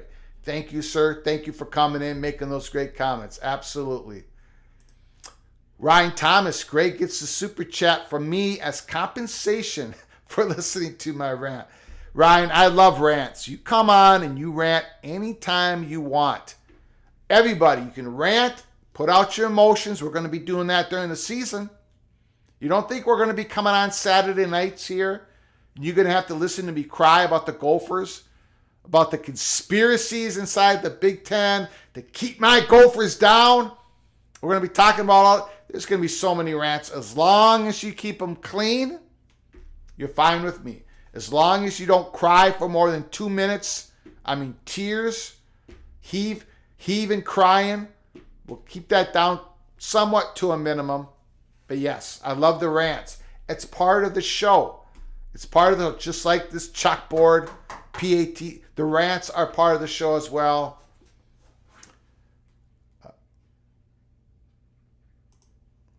Fighting Illini Ted. I missed the Seattle Times article. Are they saying teams will not want to play pack teams away because they don't want to play on Amazon? It did not say that in the article. There is a link in the description box below the video, the Seattle Times article. Give it a look. Give it a read. No, it didn't really hit on that. Or maybe it did. But that wasn't the essential part of it. The essential part of it is it's a wake-up call to everybody. And that maybe people need to start fearing that Washington is going to bolt the Pac-12. Because Washington has to serve its own interests, its best interests, just like Oklahoma and Texas did, USC and UCLA did. And they're going to lose these prime, big non-conference games with teams in the SEC and the Big Ten because of what's going on, this consolidation that's happening in college football. It is a great article. It just came out. People should read it. That's why we titled the show with it. There's a big ripple effect in this cancellation. I can see, most people can see the Buckeyes' perception of this. People can understand and sympathize 100% to Washington's side of this. But man, oh man, we had to do a show tonight. We had to talk about it. We had to talk about this possibly helping greasing the skids of getting the 13th and 14th school, possibly helping the skids, grease the skids to get the Pac-12, to get SMU and San Diego State in the doors. Again, we went through this article from the Fort Worth Telegraph. If I can find it.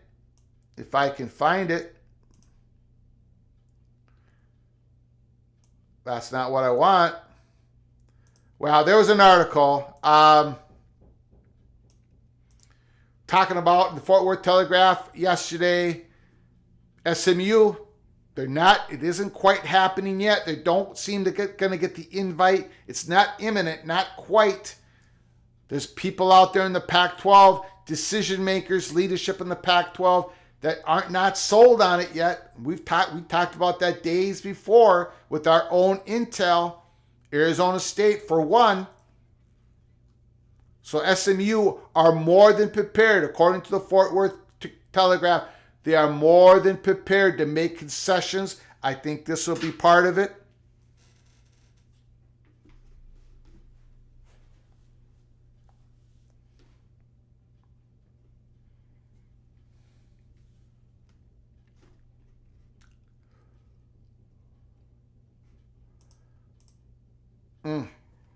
Boy, that's a great question. Tony, Gophers play California 25 and 28. Will those games get canceled? Highly likely, yes. Especially if the Big Ten goes to 10 games, 10 conference games. That's a great question, Tony. I forgot all about that. Once again, PATC community, best chat room there is. Immaculate, thanks for coming in. Appreciate you coming into the house. The only way San Diego State and SMU help the Pac is in allowing an extra 2 Pac schools to leave without leaving the conference with less than 7 teams. NCAA regulations. Woo! Well, Immaculate doesn't think San Diego State and SMU give Pac-12 any value. If that's the statement, and that's good, we love statements like that, but that's basically Immaculate saying, look, they're not giving their only value they give the Pac-12 is allowing 2 extra Pac schools to leave without leaving the conference with less than 7 teams. Wow. There are Pac-12 fans that are against San Diego State and SMU, and we know there are Pac-12 universities, at least as of Thursday night. Now today is Thursday. So a week ago, we know there were at least one school that was against SMU going into the Pac-12. Curtis, thank you, sir. Super chat. Mr. Blue Ridge Coffee Crafters, thank you, sir. I appreciate you, super chat, your donation. Thank you for your great sponsorship of this show. I appreciate your friendship so very much. Thank you, good sir. Appreciate it. You guys are helping us keep the lights on. We do more and more live shows because of your generosity. We do not here Peek Around the Corner, because we've been asked. We get new people every single day. Subscription numbers are going skyrocketing. We do not do YouTube memberships, and we're not going to do them in the future. We do not do Patreon. Other YouTube channels do that. That's great. I love them all. There's a lot of great content, great YouTubers out there in the college football space. We can't do it here. It doesn't make sense here. I could never stop and not give information that I have because I have to give it in a YouTube membership or Patreon. Everything I've got, we just spill it out every single night. Every time we do a live show, I can't put the information in the tiers. That's not how.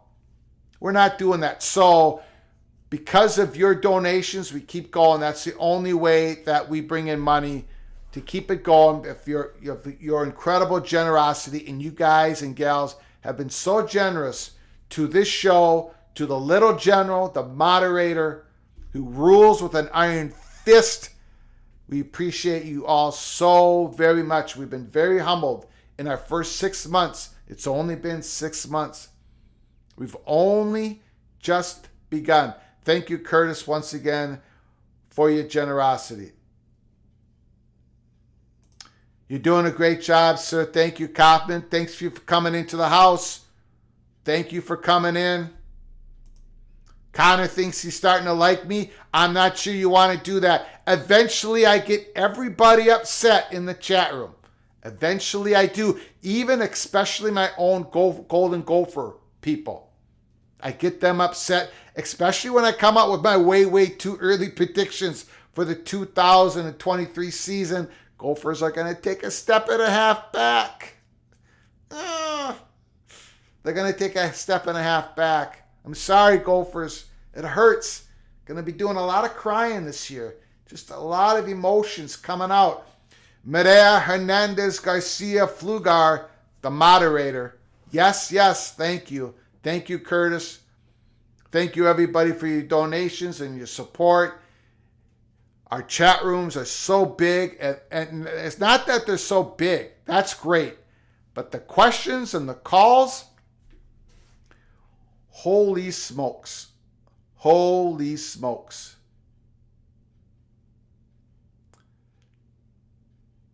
Son of Sarek, thanks. Another great comment by Son of Sarek. I guess other future big Pac matchups are in jeopardy. Nebraska, Arizona, Wisconsin, Utah, Michigan, Washington.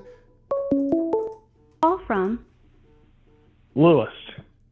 Lewis is in the house. Oh boy, Good here evening. we go. Well, I will tell you, I have followed realignment for 21 years. The Yes, first sir. realignment that we had was when the summer of 2000, I guess summer of 2003, so 20 years, when Virginia Tech and Miami were invited to the ACC. And I've never seen a slower drip story than the last couple of weeks. Every day there's some new development, some little small piece of a puzzle, what we think might be a piece of a puzzle, and you just want to get it over with. Now, I think the reason it's not over with, and won't be over with for a while, is because in some way I still think Washington and Oregon want to see who the next Pac-12 commissioner is. And if that person is someone that can somehow convince the schools, because my understanding of the Big Ten, the schools don't want to split the pie anymore right now. It's my understanding of the Big Ten. But there's no commissioner. So they're a ship without a captain. So they want to wait and see in case somebody is hired that is a Brett Yormark type in the Big 12 coming in there with his vision. And, maybe they feel like that'll break their way. So they don't want to sign a grant of rights while that commissionership is still open. That seems to be, I don't know if that's the case. It's just my guess. Just trying to think this through strategically. They don't want to sign a grant of rights, which I think will be needed for the Pac-12 deal unless the Pac-12 doesn't deal without a grant of rights. But then that weakens the deal. But I feel like Kleefkoff is like the Dutch boy with the dam, trying to keep it from bursting. And I don't think enough has been made. This Ohio State decision to cancel the series, that's like a huge leak springing, and does Kleefkoff have another piece of gum he could put in that leak? Because it's a serious issue. If you're someone looking to bid $100 million for the first pick, I mean, think about this. In the Big 12 deal last week to let Texas and OU out, my understanding is one of the inducements for Fox was Michigan and Texas swapped home games so that Fox would get a game more quickly, a game at Michigan more quickly in the deal. That's how important these non-conference games are. So you think Ohio State, who is one of the top 5 brands in the country, solidly one of the consistent performers in the CFP, you think them not going to Washington and an OSU-Washington game, it's a sure ratings winner, or it's a sure winner for Amazon, ESPN, Apple, whoever. That's a winner. That coming up early in the contract, that has value to it. You think that disappearing is not a problem, as if it's not already a problem? So you want this story to end, but it just won't. I mean, it will eventually. because this deal ends, but it's probably going to continue on for another couple of months. I still don't think I don't think the Big Ten is going to add Washington and Oregon. I don't think Washington and Oregon are going anywhere else. There's been speculation about the ACC, who is going to have their own problems in a few years, inevitably. There's no way that I don't see how they keep Clemson, Florida State, maybe Miami, at least Clemson, Florida State, and for that matter, Carolina, how they keep those schools happy long term. So that could be an option, because I know that Stanford and Cal don't have any desire. I mean, it seems like they would rather, if they're on the ship in first class, just sink with the ship and see if the Carpathia arrives before it sinks, rather than jump onto a lifeboat with the Big 12, and that's fine. I mean, I understand.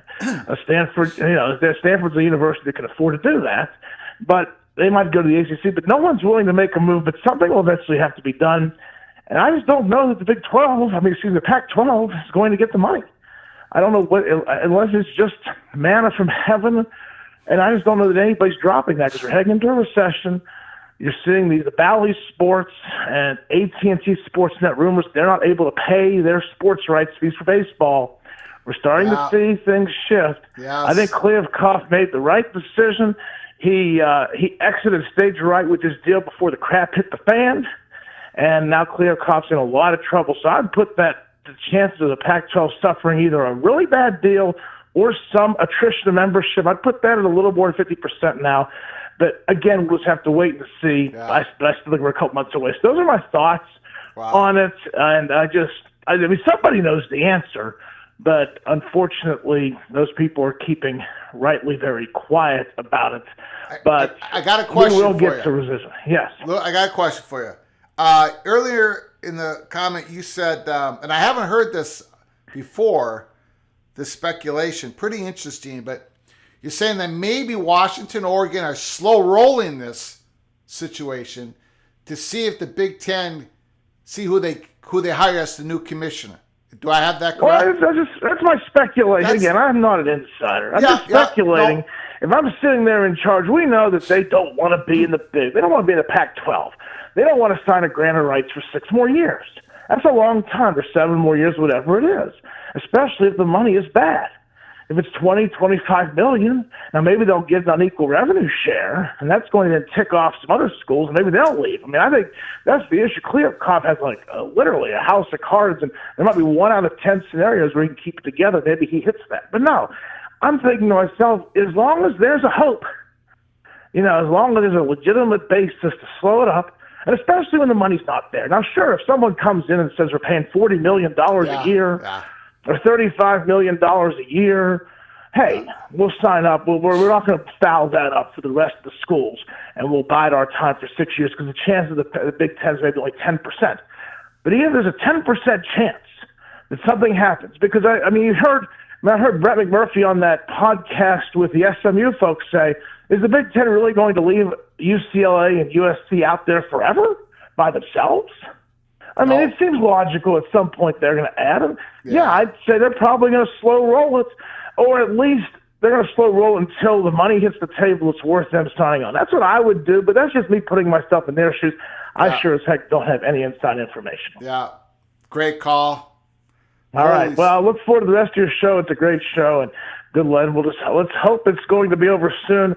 The only good thing, I hope this doesn't break during March Madness. Those days of the conference tournaments, the days of the NCAA, I mean, those are wall-to-wall basketball. I hope that they can take a pause during that, because that's a time to really enjoy. We missed that in 2020. That's a time to really enjoy being a college sports fan. So let's try to hope this hits the pause button. Either gets done before the conference tournament start or after the NCAA tournament is over. With our luck, it'll be the Friday, the Thursday of ACC at Big Ten, the conference championships. That Thursday's the best day, and that's probably when the Big 12 or the Big Pac-12 will either sign their deal or somebody will leave. That's probably the day all the news will break, when we really don't need it to. Okay. All right. Hey, it was nice talking to you. Thank you, Good sir. show. Appreciate it.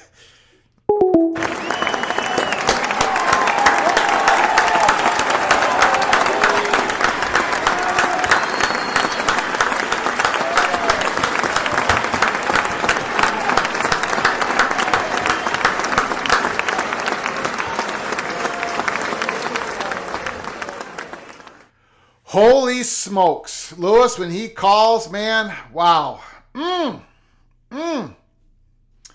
Thank you so very much, sir, for calling this show. I appreciate it. I hope you call again. I hope you keep calling. Because if you don't, it's my loss, not yours. Thank you so much, Lewis, for your great phone call. Wow. Yes, that call is fantastic. That's what this show is. It's your comments. It's your phone calls. What we do at the start of the show, we struggle through my monologue. We struggle through my poor Minnesota math and everything I talk about. But then the real show starts with your comments, your phone calls. Holy smokes.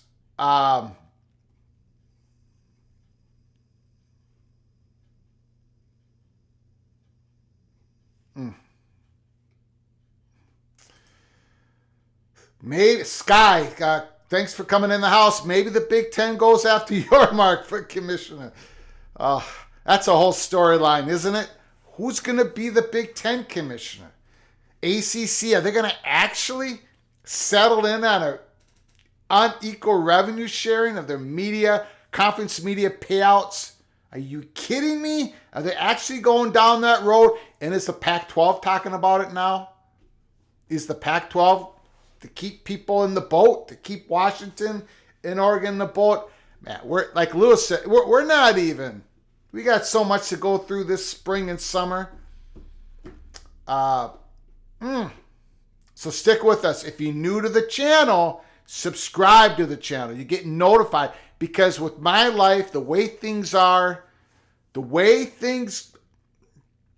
pop up on here on a moment's notice. So you have to get yourself notified.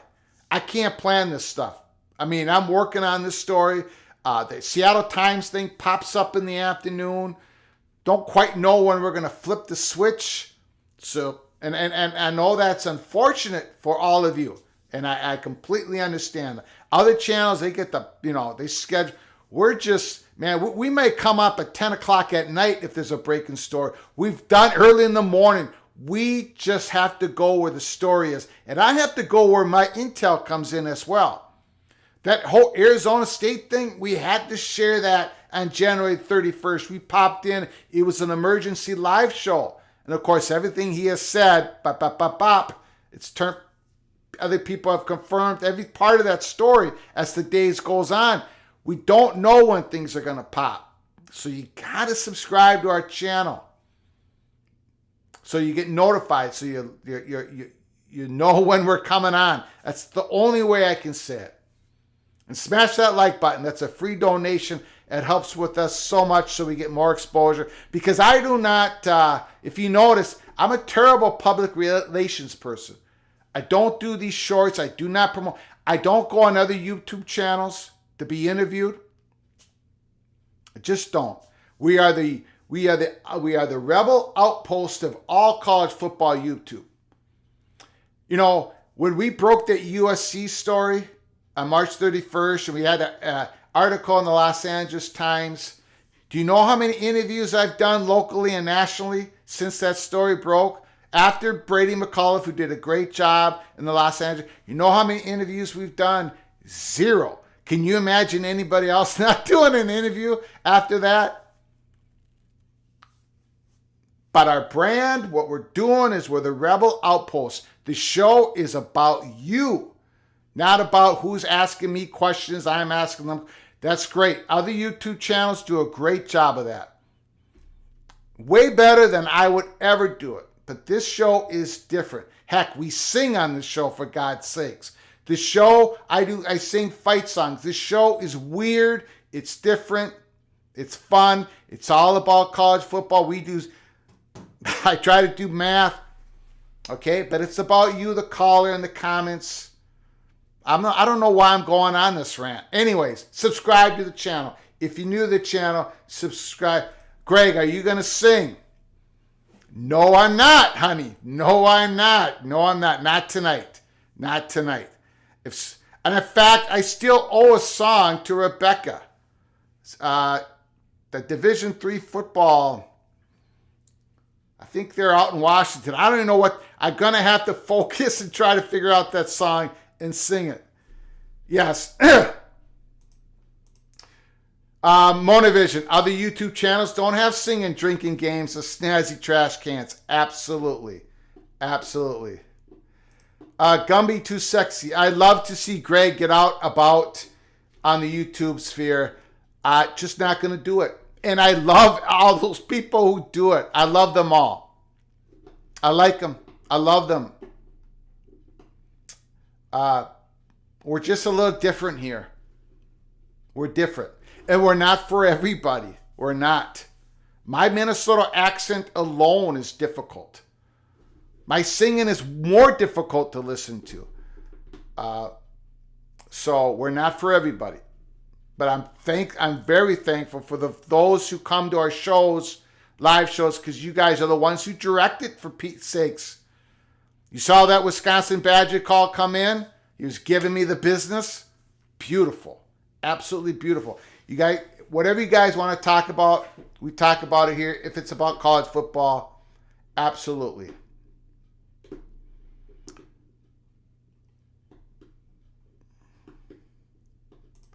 Jamie Thornton. Jamie Thornton has some breaking news. Breaking news, Pac-12 has a new deal with Reach Everyone in this nation. GSTV, get your gas and watch Pac football at the pump. Call from Wild Ute. Wild Ute is in the house. Hey, how you doing, Greg? Good. The floor is yours, sir. Yeah, thanks.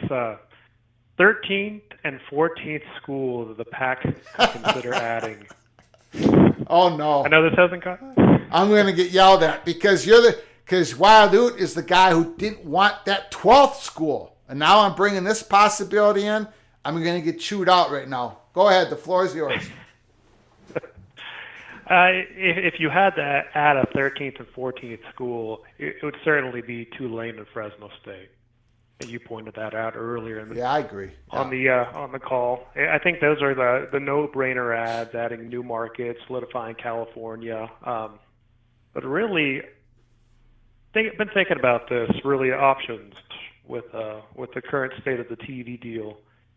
And I wanted to throw this out to see what you think about this too, like logistically, if this would work. So forget expansion.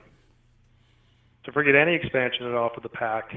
What if the 7 best Pac brands formed together and went over and merged with the Big 12 and added San Diego State with them?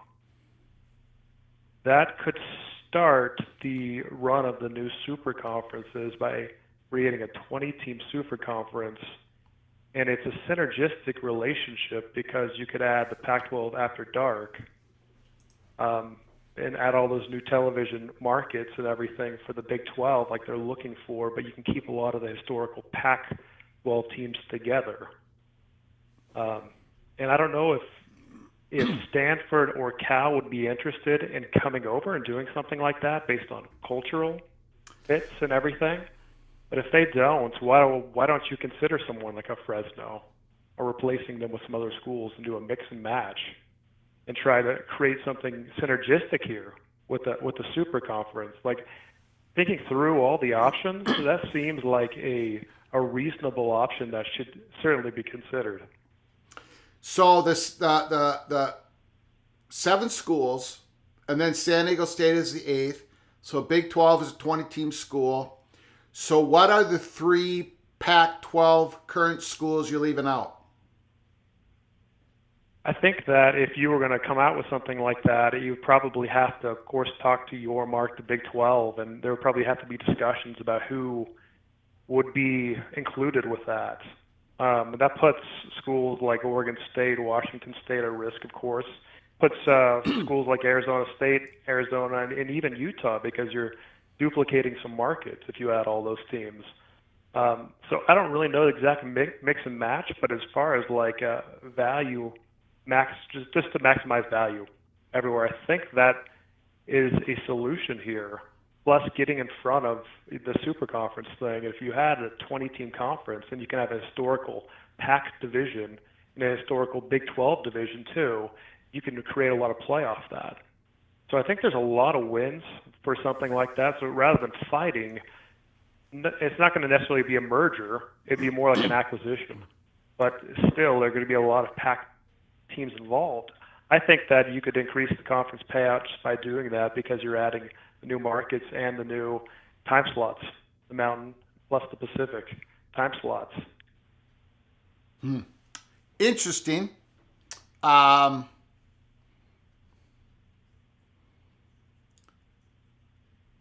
It's yeah, I don't think Stanford would go. I don't think California would go. I don't know if it would increase payouts.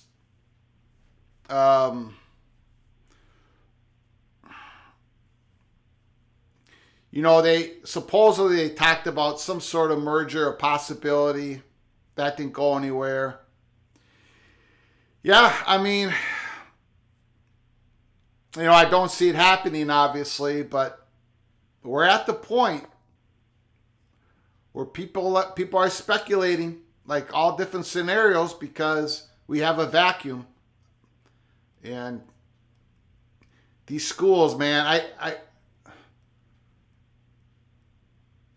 it's prisoner dilemma. I don't know what you would call it. These schools are looking at each other going, is someone going to jump? Because if someone's going to jump, it better be us that's jumping, right?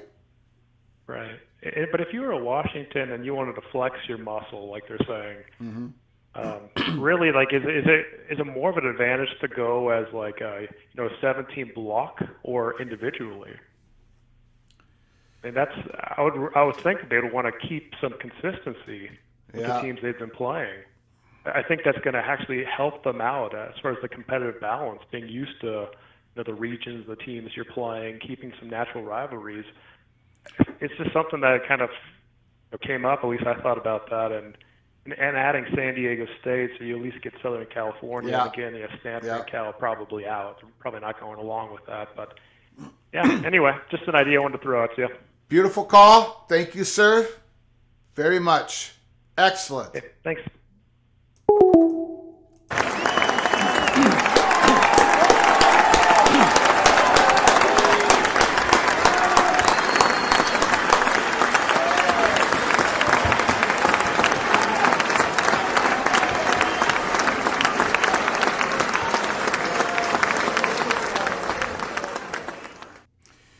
Okay, so Ryan Thomas comes up with a donation.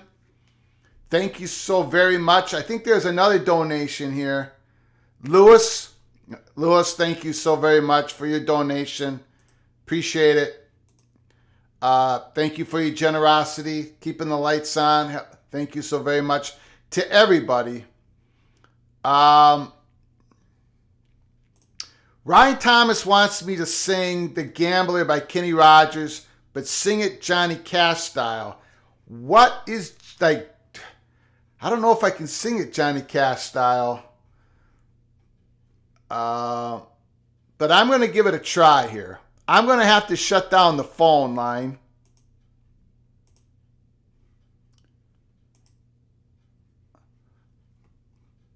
Hold on 1 second. 1 second, everybody. 1 second.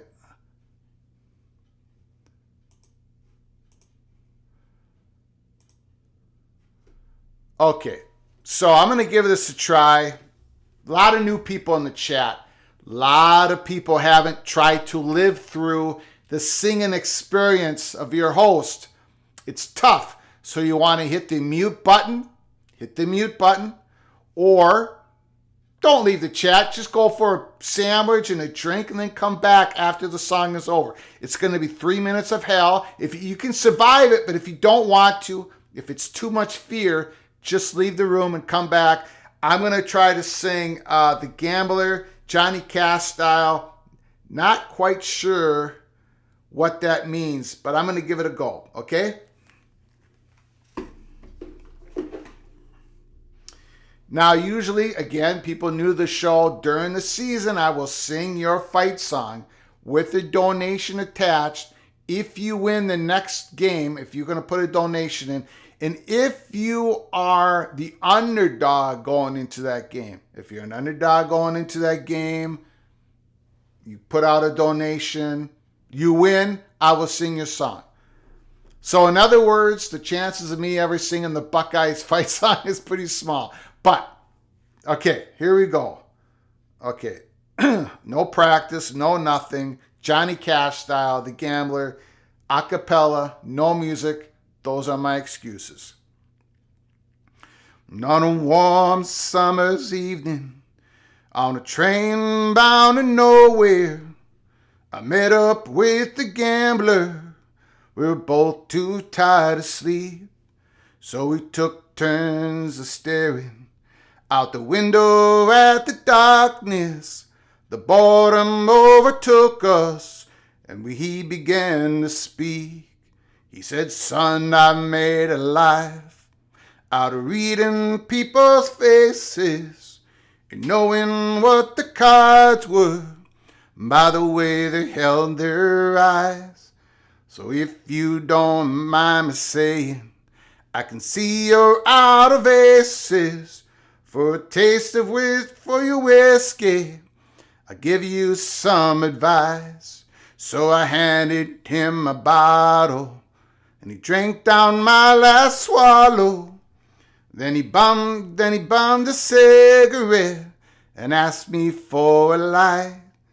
And the night got deathly quiet, and his face lost all expression. Said, if you're gonna play the game, boy, you gotta learn to play it right.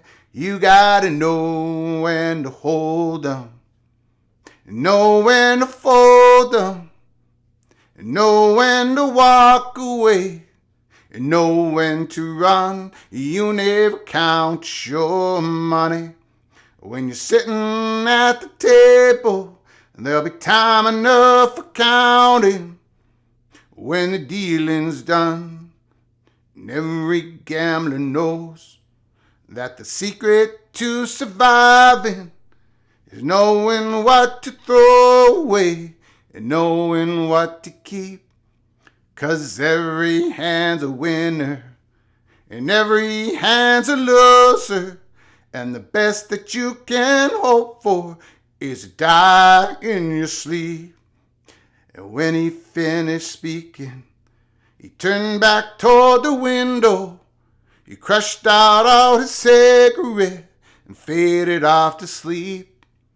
And somewhere in the darkness, the gambler, he broke even. And in his final words, I found an ace that I could keep. You gotta know when to hold 'em, and know when to fold 'em, and know when to walk away, and know when to run. You never count your money. When you're sitting at the table, there'll be time enough for counting.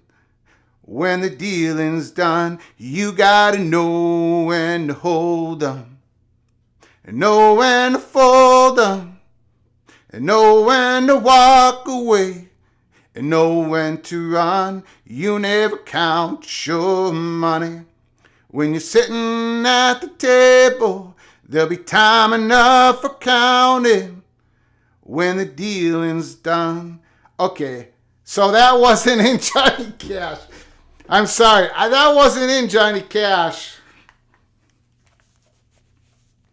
Ryan, that was not in Johnny Cash style. I think I got to do a Johnny Cash to do a Johnny Cash style. I'll sing The Man in Black in another episode, and I'll try to sound like Johnny Cash. I don't know. I just couldn't do it. I couldn't get in there. I just couldn't get into that character. Even though I'm the Man in Black and we're the Rebel Outpost, just couldn't get into character. Thank you so much, Ryan Thomas. Thank you, Louis, for your generosity. I appreciate it. Very humbled. Thank you so very much. Skoldeck, you got it. be careful about you getting hit with the copyright strike. I don't think so, because there's no music attached to it, right? Am I going to get a copy strike for that? I don't think so. I hope not. We'll see what happens. I haven't gotten a copy strike for singing other people's songs because I don't think I hit it right. I don't think I hit the notes, enough notes correctly to be copyright strike. We shall see. Bruce Harris, what the hell did I just walk into? Bruce, you walked into a college football YouTube channel. That's what we do here. Oh, you guys are killing me.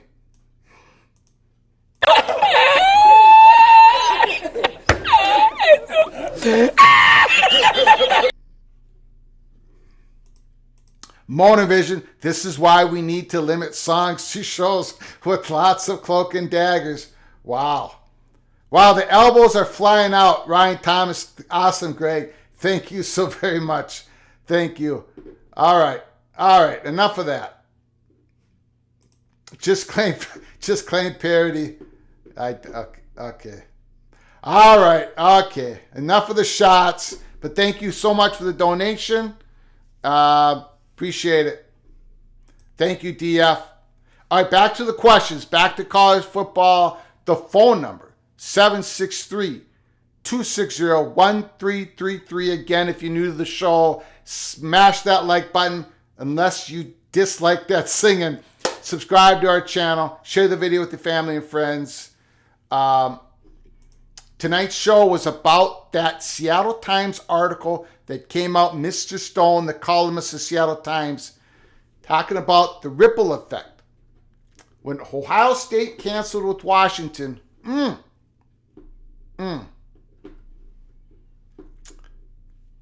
sent a pretty devastating message, really. An ominous message. Washington, you got to do what's in your best interest. Oregon, same. Utah, same. Medea Hernandez Garcia Flugar, good job, my boy. Thank you, honey. Thank you. You're the one who put the idea in everyone's mind with your comment early in the show.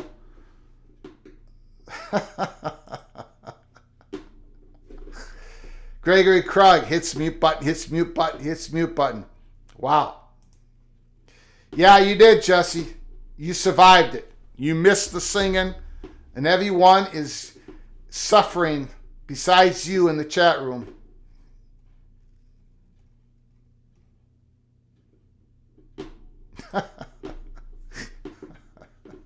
Man, you guys, I tell you what.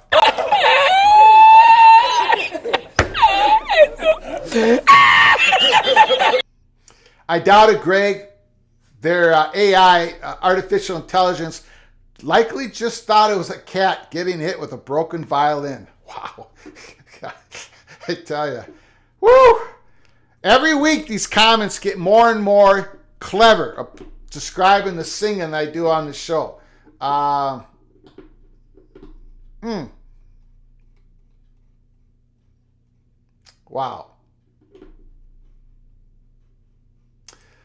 Luis Carlos Diaz, Mr. Aztec, San Diego better count that money. Yes, they better. Yes, they better.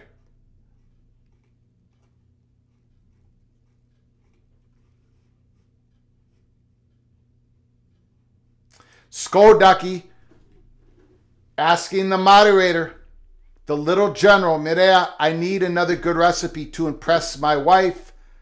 Okay, Mireya, give me a recipe, text it to me, and I'll send it off to Skoducky.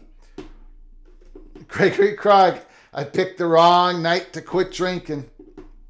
Ryan Thomas, my cats like your singing. Wow.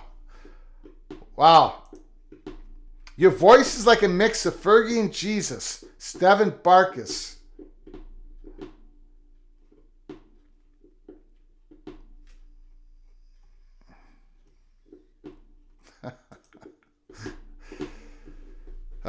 Gregory Krug, I can hear my neighbor's dog hollowing in the background. TF Haas, sounds like a lawsuit waiting to happen between ACC and Florida State.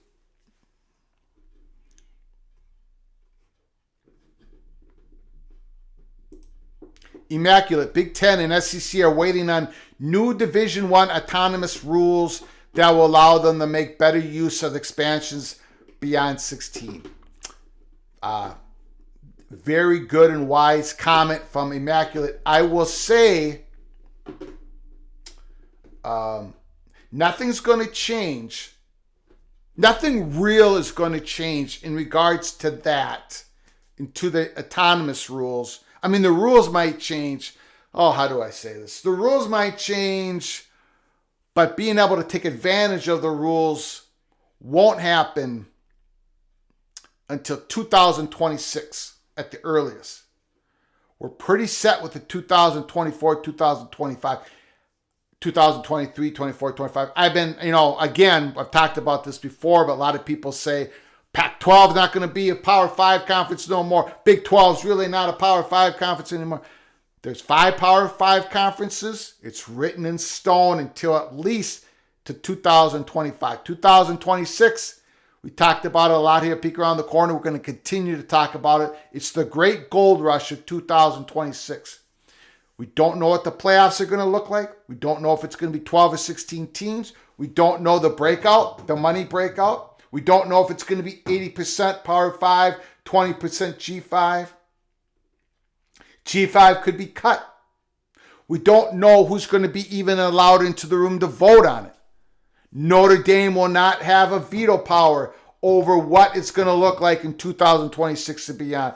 In this old contract that we've been dealing with, the old playoff contract that ends 2023, any changes in that contract, in the formation of the playoffs, the format and the distribution, had to be complete consensus vote, which means every FBS conference had a veto pen, the 10 FBS conferences and Notre Dame. Going forward in 2026, we don't even know who's going to be in the room. Notre Dame loses their veto pen. They lose their leverage. They're going to continue to lose their leverage. So yeah, but anyways, to get back to that, no matter what happens here with the Pac-12, no more poaching of the Pac-12 or a bloodletting, an aggressive poaching. It implodes. I really think there's still going to be a Pac-12 and it's going to be a Power 5 conference no matter what until at least the end of 2025. The battle that rages on in 2026, the Great Gold Rush, those battles are taking place here at the end of 2023, 24, possibly early 2025. So stick with us here at Peek Around the Corner. A lot of people haven't picked up on this. A lot of people didn't pick up on what's been going on, what's really been going on when Oklahoma and Texas called the SEC alone, when USC called the Big Ten. People weren't picking up on what's really going down. And they're still not getting it. Johnson versus NCAA. Those ACC schools, you think Washington feels bad right now? Of course they do. That incredible brand, that credible research university. What about the ACC schools that are going to get buried in this widening gap of revenue? Buried for the next 13 years. You don't think they're ready to... That's all I'm going to say about that. So we're going to close it up for tonight. We've been on for 2 hours and 23 minutes. It's been a fantastic night of college football discussion. I want to thank all of you for coming in, for the incredible comments, the incredible phone calls, for sticking with me when I went through that Seattle Times article. Go to the link in the description box and read it. Fantastic article. Thank you for sticking with me as we went through some math and what the playoff distribution could possibly grease the skids for a Pac-12 expansion, even all the way up to 13 and 14 schools. It could work. It could work. A lot of hurdles, though. Lots of hurdles. So thank you for all your phone calls. Thanks for the donations. Thanks for hitting the like button, the new subscriptions.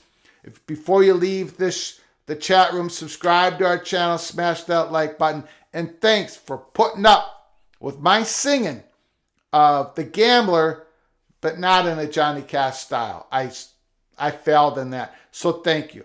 The next live show could be just around the corner here at Peek Around the Corner. So subscribe and get notified. Until next time, from all of us at Peek Around the Corner to all of you, please, you all take care of each other. Thank you so very much.